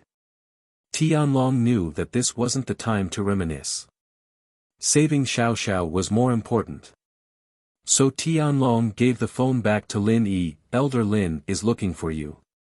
Old man, how is it? Do you know what the illness is now? Lin Yi hurriedly asked, is there a solution? No. Or at the moment. Old Lin sighed, I've read many ancient books about this illness, and I've visited many people. Until now, there's only a shallow theory. Oh. What is it? Tell me. Lin Yi's heart sank when he heard that there was no solution, but he didn't give up. He hoped that the old man could tell him more about Xiao Xiao's illness. Lin Yi wanted to see if he could find a solution. After all, he still had Elder Jiao. When the time came, he could discuss it with him. Who knows, there might really be a solution. How do I put it? Xiao Susu's illness is similar to being poisoned, but I'm not sure if it's a poison or not. It looks similar. Old Lin said, when I visited Xiao Susu's hometown, I asked Feng Tianlong to get her family tree through the investigation department, and I found a problem. Xiao Susu. What problem? Lin Yi quickly asked. Xiao Susu is Feng Tianlong's wife, Old Lin said. Xiao Susu's ancestor should be a guardian of a sect, similar to the high priest. Her ancestors have been guardians for generations, but for some reason, her branch left the sect, or maybe the sect was destroyed, so they lost their practitioner's arts, and they lost the way to channel the cold energy in their body. That's why this tragedy happened. Cold energy. Lin Yi didn't expect there to be so many stories behind this. He couldn't help but be surprised. Then what should I do now? Old man, what did you mean when you said that there was no solution for now? Does that mean there's a possibility of a cure? That's right, it's the cold Yin Qi. This cold Yin Qi weakens when it meets strong opponents. If there's a suitable cultivation method and a suitable cultivation method, this cold Yin Qi will slowly be controlled by the cultivator and become a type of true Qi to enhance one's own strength. In other words, when a strong practitioner is the main force, the cold energy is the support, but Feng Tianlong's wife and daughter, even the generations before them, all had the cold energy as the main force, and they were the support. So naturally, their bodies would have problems. Old Lin explained, this cold energy is similar to the poison in Er Guden's body. It will devour the nutrients in the body. As one grows older, the cold Yin energy will also grow.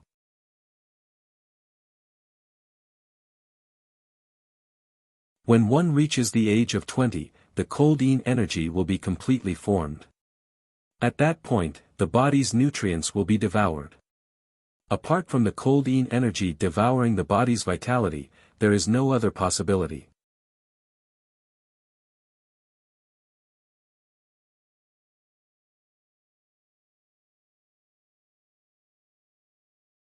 Chapter 12:11. Nothing will work. But Tang Yun seemed to have the same feeling as well. So Lin Yi didn't pay much attention to it, but now that he thought about it, there must be a problem. But Tang Yun didn't have a problem. Or maybe Tang Yun was born with cold hands. As for a cure, there is, but it can't be done right now. Old Lin sighed, this is fate. What is it? Hurry up and tell me, don't just sigh over there. Old man, why are you taking so long? Lin Yi said helplessly. First, find a cultivator who has a Yang Heart Sutra and use his true Qi to slowly neutralize the Yin Qi in her body. Even though it can't completely solve the problem, it can achieve the goal of prolonging her life. But this person must be at least sky class. Old Lin said, plus, this method has its limitations.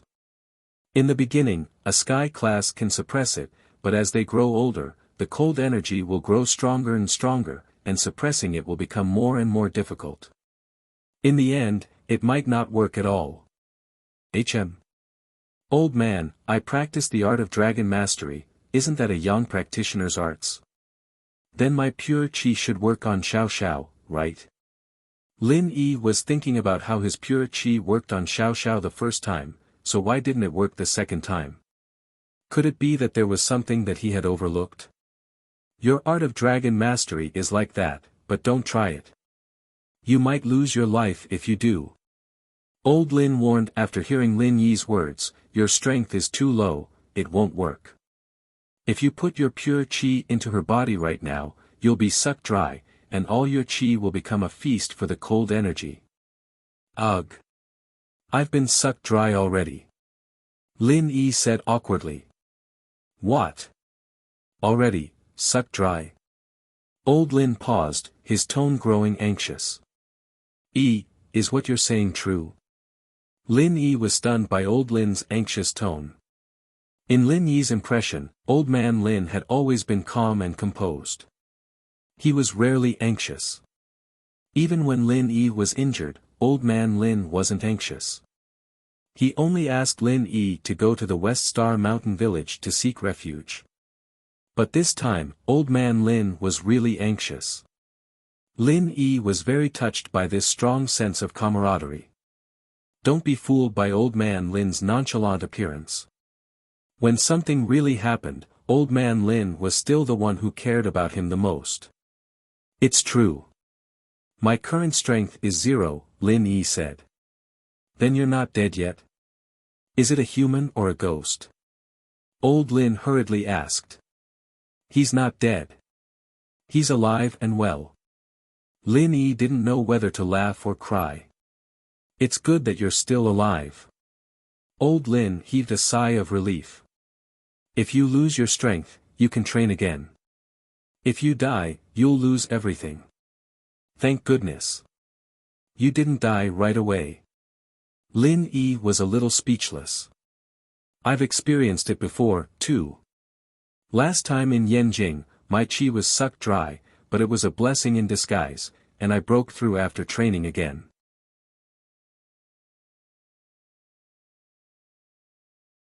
I think I'll be able to break through again if I train again. I'm roughly at the bottleneck of Mystic Mid-Phase Peak. I should be able to break through in one go. Fuck. Old Lin's eyes widened after hearing Lin Yi's words. You're playing with her to level up. That scared the hell out of me. It's not really leveling up. It's just that I'm about to break through the bottleneck. Without breaking, there can be no construction. It's just easier to break through the bottleneck. Lin Yi smiled bitterly. Forget it. You can't right now. Old Man Lin said firmly, even if you refine the true chi in your body and transfer it back to her, repeating the cycle, it will still be useless. Your true chi will become a feast for the yin chi, and it will only make the yin chi stronger and stronger. I see. Lin Yi was troubled. Did he do something bad out of kindness? He put so much chi into Xiao Xiao's body, and not only did it not benefit her, it was actually harmful. He couldn't deal with a sky class with the extreme young arts right now, and the old man said that this was just a way to extend his lifespan. He could use it now, but he couldn't use it forever. There would be trouble in the future. And so, Lin Yi turned his attention to the second method. Old man, since there's a first method, doesn't that mean there's another way? There is. Legend has it that there's a fruit called the fire spirit's fruit. It's a fruit of pure yang, containing the extreme yang chi of the heavens and earth. Eating one can suppress the yin chi in one's body for tens of years. Of course, it varies from person to person. Some people may be suppressed for the rest of their lives, but some people can only suppress it for 8 to 10 years. However, this is a more stable method. Old Lin said, at least it is more stable and safer than the first method. Fire spirit's fruit? I've never heard of it. What is that? Lin Yi paused. He'd never heard of something like this before. I don't know either. Old Lin's words were like a bucket of cold water splashed on his head. Ugh. Lin Yi wanted to curse. Don't know what you're talking about. Aren't you just spouting nonsense? But Lin Yi suppressed his anger and asked. Old man, if you don't know, then why do you say that? I've only read about this fruit in some ancient medicine compendiums. It's a great medicine to remove the yin qi, but I don't know what it looks like or where to find it. Old Lin sighed. If I could find it, I would have done it a long time ago. Why would I wait until now? Lin Yi thought about what Old Lin said and felt that it made sense. If he knew where to look, he would have done it a long time ago. He was in too much of a rush and forgot about this. So this method is just a legend. It's impossible to achieve. Lin Yi said, troubled. Yes, unless you can find a fire spirit's fruit and give it to her. Old Lin nodded. Is there a third way? Lin Yi asked.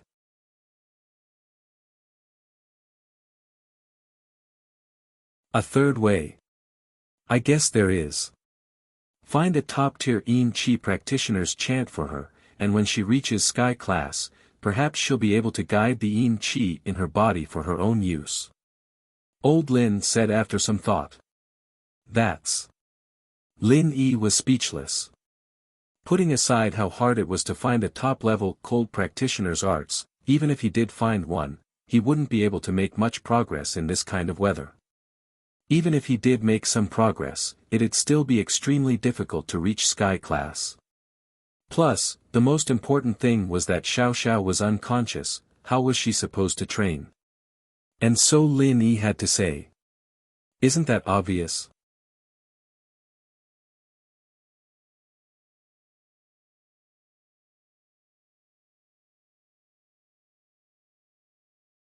Chapter 12:12.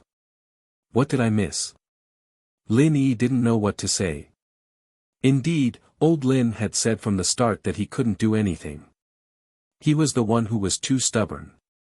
But Lin Yi didn't give up. That's not right, old man. Xiao Xiao fainted before, and I used my qi to treat her. She did wake up, didn't she? I almost forgot about that if you didn't mention it. Old Lin's expression turned serious as he said, that's absolutely impossible. Your current level of true qi will only harm her body and not benefit her. So think about it carefully. Did something else happen the last time she woke up? Qi shouldn't be of any use. You've been misled. Misled? Lin Yi paused, recalling the situation in detail. Xiao Xiao had fainted, and he'd carried her to the bed, channeling the art of dragon mastery. She'd woken up not long after, and that was the process. Nothing else had happened. Yes, I think you've been misled. Old Lin said with certainty. I've researched this disease for a much longer time than you. I don't know what's going on, but it's definitely not because of your qi. Ugh. I really can't think of anything. Lin Yi was troubled. Success was right in front of him, but he couldn't figure it out. Lin Yi knew that he might have overlooked something, but what was it that he had overlooked? I can't help you with that. You'll have to think about it yourself. Old Lin said faintly. But let me ask, you seem to care a lot about this Xiao Xiao's life and death. Yeah. She's my girlfriend. Lin Yi said with certainty. Oh. Old Lin heard Lin Yi's words. This "oh" sounded a little weird, but he didn't say anything. Good luck. Lin Yi hung up, his mind a mess. The information Old Lin gave him was useful, giving him a more detailed understanding of Xiao Xiao's body, but it wasn't of any use at all. It wasn't of any help to the situation right now. How is it? Does Elder Lin have any ideas? Feng Tianlong waited for Lin Yi to hang up before asking anxiously. In fact, he had already guessed the answer from Lin Yi's disappointed and anxious expression, but he didn't give up and tried again. Lin Yi shook his head slightly. There was no need to lie to Tianlong about something like this. Seeing that Xiao Xiao was in a life and death situation, there was no point in lying. It would only make Tianlong more disappointed. Foam Tianlong sighed. He had already expected this outcome. Uncle Foam, let me think about it. Lin Yi waved his hand, telling Tianlong not to rush. Lin Yi was thinking about that day in the hotel in Yanjing, how he did it with Xiao Xiao. Tianlong nodded and looked at Lin Yi nervously. Lin Yi closed his eyes and carefully recalled the scene, but no matter how he thought about it, he couldn't find anything special. Jiao Lao, help me remember that day in the hotel in Yanjing. What happened before and after? Help me think, from start to finish, don't miss a single detail. Lin Yi asked Jiao Lao for help. Ugh. Okay.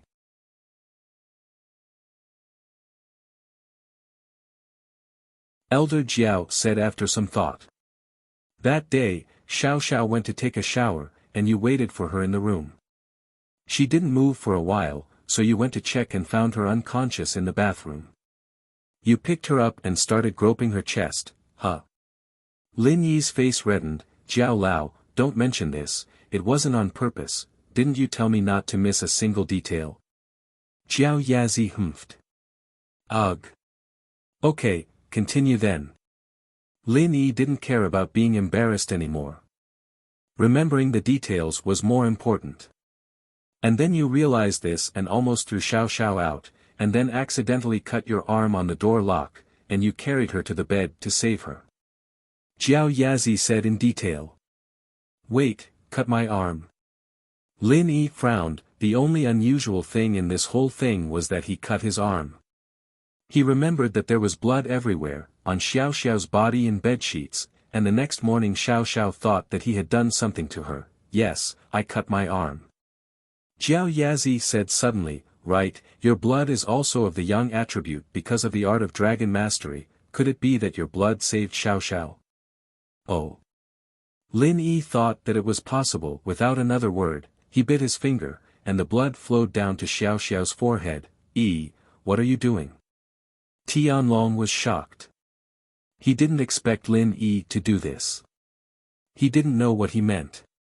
Tang Yun, on the other hand, was startled as well. She didn't know what Lin Yi was doing, but Lin Yi must have a reason for doing this.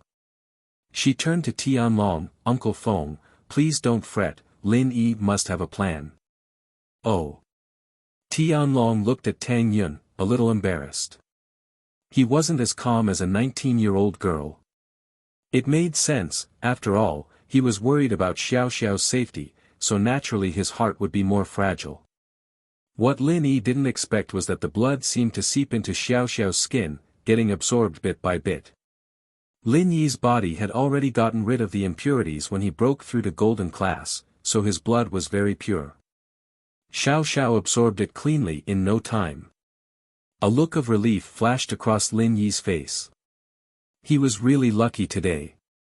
If it weren't for old Lin's reminder and Jiao Yazi's help, he would have missed this small detail. But he didn't expect that this small detail was the key to saving Xiao Xiao. Tianlong's eyes widened as he watched his daughter absorb Lin Yi's blood. He didn't know what Lin Yi was doing. But no matter what, it had to be good for Xiao Xiao, or his daughter wouldn't be able to absorb Lin Yi's blood. Tang Yun covered her mouth as well. She didn't expect Lin Yi to use his own blood to save Xiao Xiao. She felt dizzy. If it was just a little bit of blood, Tang Yun wouldn't care, but in just a short while, Lin Yi had lost at least half a bottle's worth of blood. If this continued, would he be able to take it?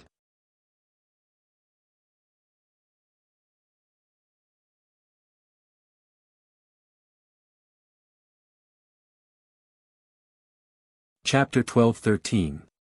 Do you know something? Time passed, and Xiao Xiao's pale face slowly regained some color. Lin Yi let out a breath of relief. It seemed like Xiao Xiao was fine now. Tianlong and Tang Yun saw Xiao Xiao's change as well, and they both let out a breath of relief. Not long after, Xiao Xiao opened her eyes, and the first thing she saw was Lin Yi's bleeding finger. She jumped, thinking that she was having a nightmare. She screamed, "Ah! Xiao Xiao, you're awake." Only then did he pull his finger back, silently channeling the art of dragon mastery to heal the wound on his finger. But sadly, he realized that there was no energy left in his body. How was he supposed to heal the wound? Lin Yi smiled bitterly and took out a bottle of ointment. He'd given all his qi to Xiao Xiao, and he'd forgotten about it. Lin Yi, honey. Xiao Xiao finally saw that the person in front of her was Lin Yi, but she didn't know why Lin Yi had a bleeding finger on her head. Xiao Xiao, you're really awake. That's great. Tianlong quickly walked to Xiao Xiao's bedside as well, surprised to see his daughter awake. Ah! Dad! Why are you here too? Xiao Xiao blushed, embarrassed. Did she just call Lin Yi honey in front of her dad? Xiao Xiao, you didn't know that you were unconscious? Tianlong didn't have the time to care if his daughter called Lin Yi honey in front of him. Even if she did, it didn't matter. As far as Tianlong was concerned, Lin Yi was a good son-in-law. At least he was satisfied. So the better Xiao Xiao and Lin Yi were, the happier Tianlong was. I fainted. I think so. Tianlong's words reminded Xiao Xiao, my chest was a bit uncomfortable, so I wanted to lie on the bed for a while, but it got worse and worse, and I think I fell asleep. I don't know anything after that. Xiao Xiao, you almost entered the gates of hell, it was Yi who saved you. Feng Tianlong sighed. Although he didn't know when his daughter's illness would act up again after waking up, no matter what, it was better to live one more day. Ah! Xiao Xiao remembered Lin Yi waving his bleeding finger on her face. Was he healing her? Thinking about it, it seemed possible. Last time in the hotel in Yanjing, there was blood all over the bed when she woke up. She thought that Lin Yi had pushed her. Thinking about Lin Yi using his blood to heal her, Xiao Xiao was very grateful. Lin Yi honey, thank you. What are you thanking me for? Lin Yi smiled faintly. You said it yourself, I'm your husband. Why are you thanking me? Hee, you're right. Xiao Xiao was back to her usual cheerful self. Tang Yun let out a long breath and looked at Lin Yi. Lin Yi, are you alright? I'm fine. I'll be fine after some rest. Lin Yi did look a bit weak right now. In fact, Lin Yi was very weak as well. He didn't have any qi left, and he lost a lot of blood. How could he not be weak? But, finding a way to extend Xiao Xiao's life made Lin Yi very happy.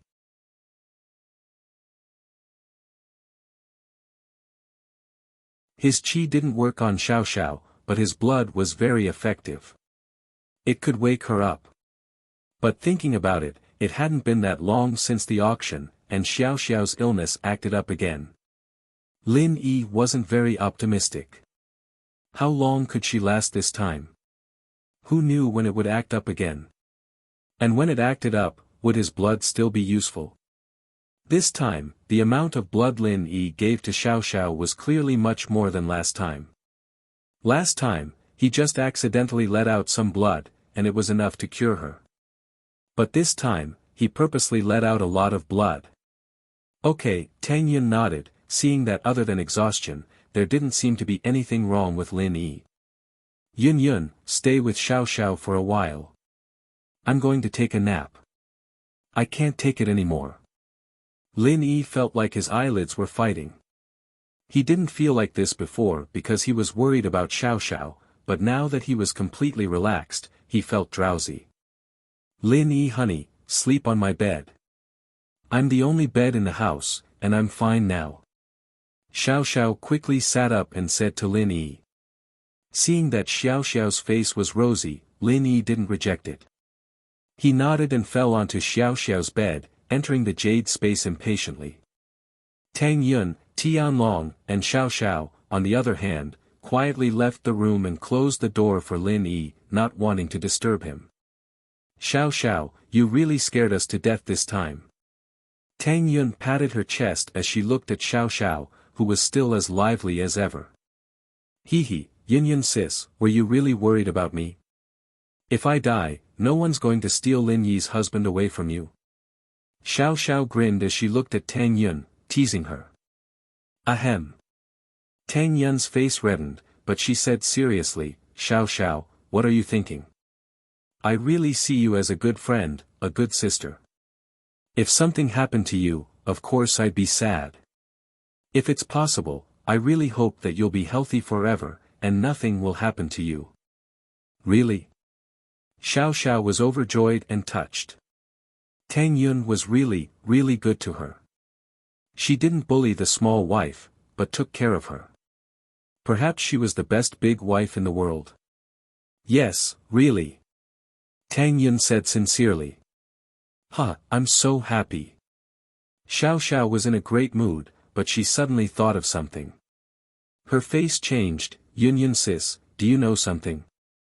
Tang Yun's words earlier made Xiao Xiao, who was smart and sensitive, realize something.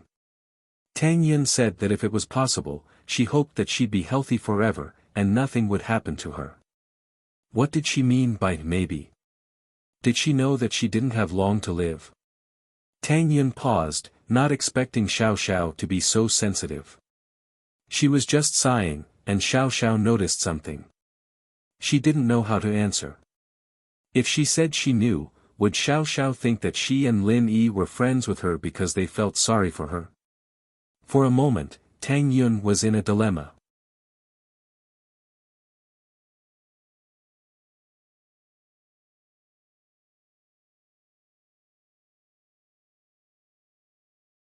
Chapter 12-14. You can't blame me, right? Tianlong had been listening to Tang Yun and Xiao Xiao's conversation, and while he was thankful for Tang Yun, he was happy for his daughter as well. At the end of her life, she met a reasonable wife like Tang Yun. If it were someone else, they'd be wishing for Xiao Xiao's death. Tianlong saw that his daughter had noticed something, and naturally, he stepped up to explain the situation. He was afraid that Xiao Xiao would think that Lin Yi and Tang Yun were doing this out of pity for her. Ah! Xiao Xiao's heart skipped a beat. So it was like that. Lin Yi's husband and Tang Yun's sis knew the truth now. But she let out a breath of relief. She'd have to say it sooner or later anyway, and it was easier to say it from her father's mouth. Otherwise, she wouldn't know how she'd tell Lin Yi. This had always been a sore point in Xiao Xiao's heart. She didn't want Lin Yi to feel the pain she brought him when she left, but she was deeply immersed in the beauty of love, unable to pull herself out. And so Xiao Xiao's heart was in a mess. She didn't want to leave Lin Yi, but there was nothing she could do. She lived in self-blame every day, waking up from nightmares all the time. Plus, not only did she have a boyfriend like Lin Yi, but she also had Tang Yun, a sister who loved her so much. Love, friendship. She had it all, but the more she had it, the more she was afraid of losing it. Now that her father told Lin Yi and Tang Yun about her situation, Xiao Xiao felt much more relaxed. Tang Yun sis, you guys don't blame me, right? I've been hiding these things from you guys. Xiao Xiao couldn't look Tang Yun in the eye anymore. Not at all. In fact, we all sympathize with you. Tang Yun sighed. Xiao Xiao, to be honest, I was really shocked when I found out about this, but considering your personality, I can guess that you knew you wouldn't be able to live for long. That's why you're like this, right? Yeah. Xiao Xiao nodded, unsurprised. Tang Yun guessed it all after knowing her situation, so it wasn't anything special. But you have to believe in Lin Yi. He will definitely find a way to cure you. Just now, when we were all at our wits' end, he came back to save you. Tang Yun encouraged. Yeah. I trust him. Xiao Xiao nodded, but still didn't dare look at Tang Yun. Come on, let's go make some food for Lin Yi. He'll be hungry when he wakes up. We didn't even have time to eat today, Tang Yun said as she held Xiao Xiao's hand. Sure. Xiao Xiao said happily. She loved cooking for Lin Yi. Seeing how his daughter and Tang Yun were getting along so well, Feng Tianlong felt that it was unbelievable. Could these two women really live in peace without fighting? But the truth was right in front of him, and he had no choice but to believe it. Whether Tang Yun was sincere or not, Feng Tianlong could still tell.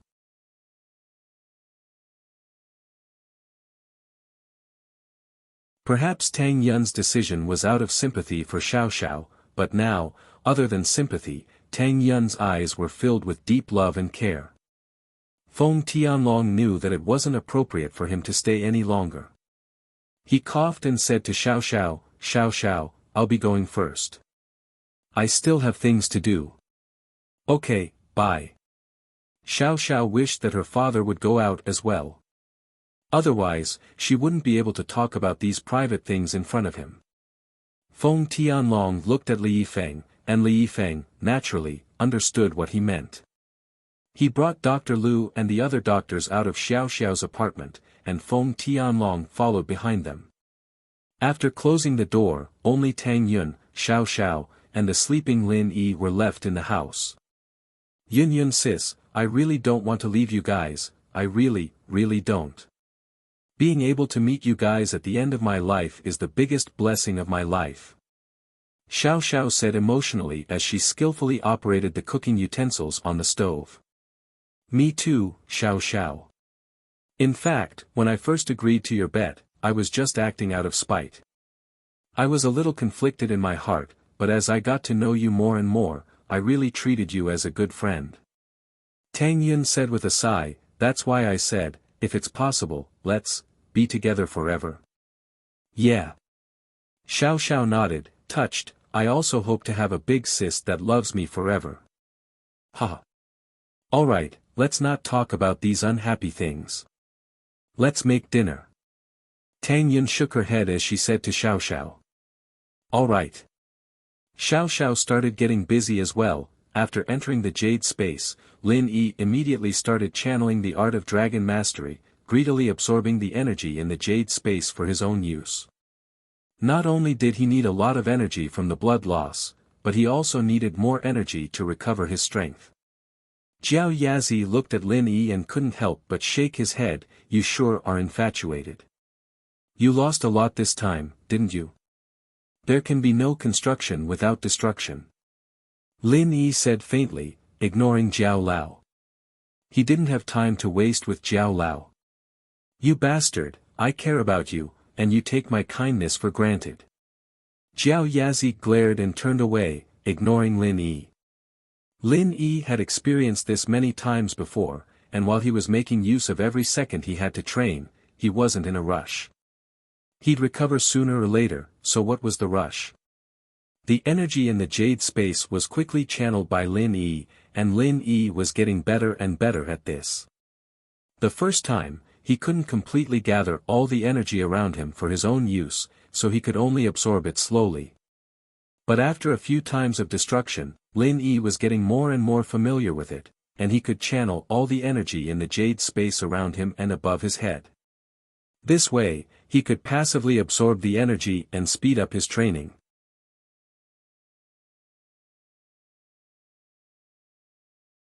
If it weren't in the jade space, but the outside world, all the plants and houses within a few hundred miles would be affected by the energy around Lin Yi. If an outsider were here, they'd be shocked, because the energy around Lin Yi was like a tornado surrounding Lin Yi, and Lin Yi was in the center of it all.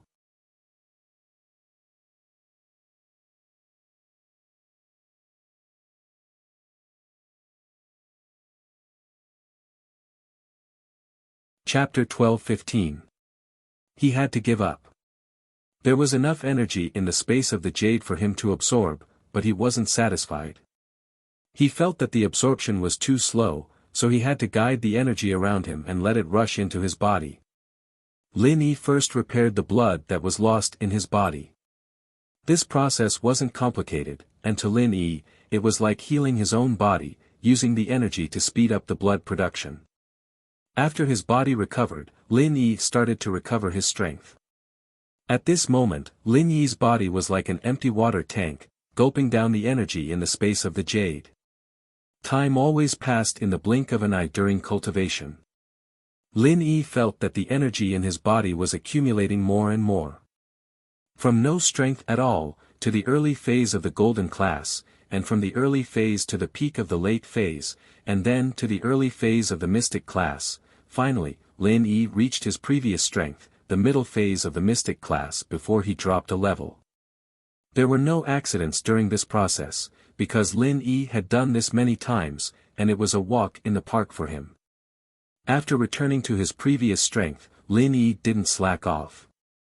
He continued to use the art of dragon mastery, preparing to break through to the peak of the middle phase of the mystic class. Many things were like this: the first burst of energy, the second decline, and the third exhaustion. If he couldn't break through in one go, then it would be much harder to break through again. So Lin Yi didn't want to waste this opportunity, so he gritted his teeth and persevered. But, how could breaking through be that easy? Even if the timing was right, many people would be stuck at the bottleneck for more than a year and a half. Many people might not be able to break through in their entire lives. Did they not touch the barrier? In reality, they had also touched it and were on the verge of leveling up. However, it was extremely difficult to break through this barrier. Lin Yi didn't want to admit it, but he had to admit that he had failed this time. It was a failure. Without destruction, there can be no construction. For the first time, Lin Yi tasted the taste of failure. There was no construction after destruction. This time, Lin Yi's attempt to break through to the peak of mystic mid-phase was slightly different from the last few times. The last few days were all very difficult, and it was hard to even absorb a little bit of energy into his body. In many cases, he couldn't even absorb a little bit of energy. It was like a bag that was filled to the brim with things. Even a little bit more could not be stuffed in. This was also the reason why Lin Yi could not break through the barrier even after trying so many times. But this time, he was able to absorb a little energy into his body, but he still failed. Phew, as expected, it still won't work. Lin Yi sighed and opened his eyes.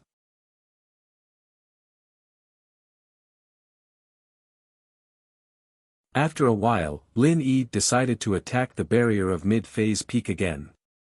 Lin Yi was not willing to accept this failure. He wanted to break through in one go. The energy in the jade space was once again moved by Lin Yi, and it surrounded Lin Yi at an unbelievable speed. Lin Yi had already grasped the method of absorbing energy, and he could use the first stage of the art of dragon mastery with ease. It could be said that breaking through to the second stage was something that was within his reach. Now that everything was ready, all he needed to do was wait for the stone door to open again, and he would be able to obtain the second stage of the art of dragon mastery. The first stage already had so many benefits. It was so much stronger than the average mantra, and it benefited Lin Yi immensely. Then, what kind of surprise would the second stage bring? Lin Yi was looking forward to it. At the same time, Lin Yi was regretting that he didn't discover the jade space earlier. If he had discovered the jade space earlier, he would have completed the first stage of the art of dragon mastery, and he wouldn't have to wait for so many years. He would have been able to open the stone door 5 years ago. But Lin Yi was just thinking about it. Sometimes, one couldn't be too greedy. It was already good enough that he could achieve what he had today. Once, twice, thrice, although the energy was gathering around Lin Yi still couldn't break through the barrier. Every time, he could absorb some energy into his body, but he felt like he was just a little bit away from it. If he could have just a little bit more energy, even a little bit more, he would have broken through. But the amount of energy he could absorb each time was limited, and he couldn't go any further. And after the energy was absorbed into his body, it would instantly be consumed by his metabolism, and he couldn't accumulate it again. It was like a person trying to push a door. If he didn't have enough strength, no matter how many times he pushed, the door wouldn't open. He knew that if he just used a little more strength, the door would open, but he couldn't. And the strength he used to push the door couldn't be accumulated either. After pushing, it would be used up. And that was what Lin Yi was like right now.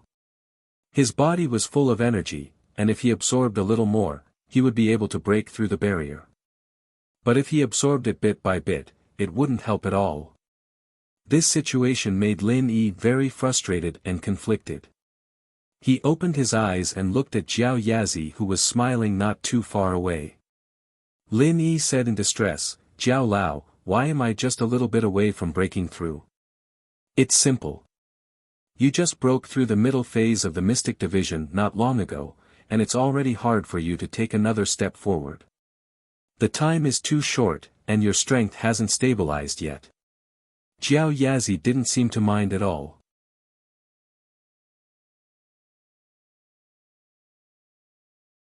It would be strange if you could break through at this time.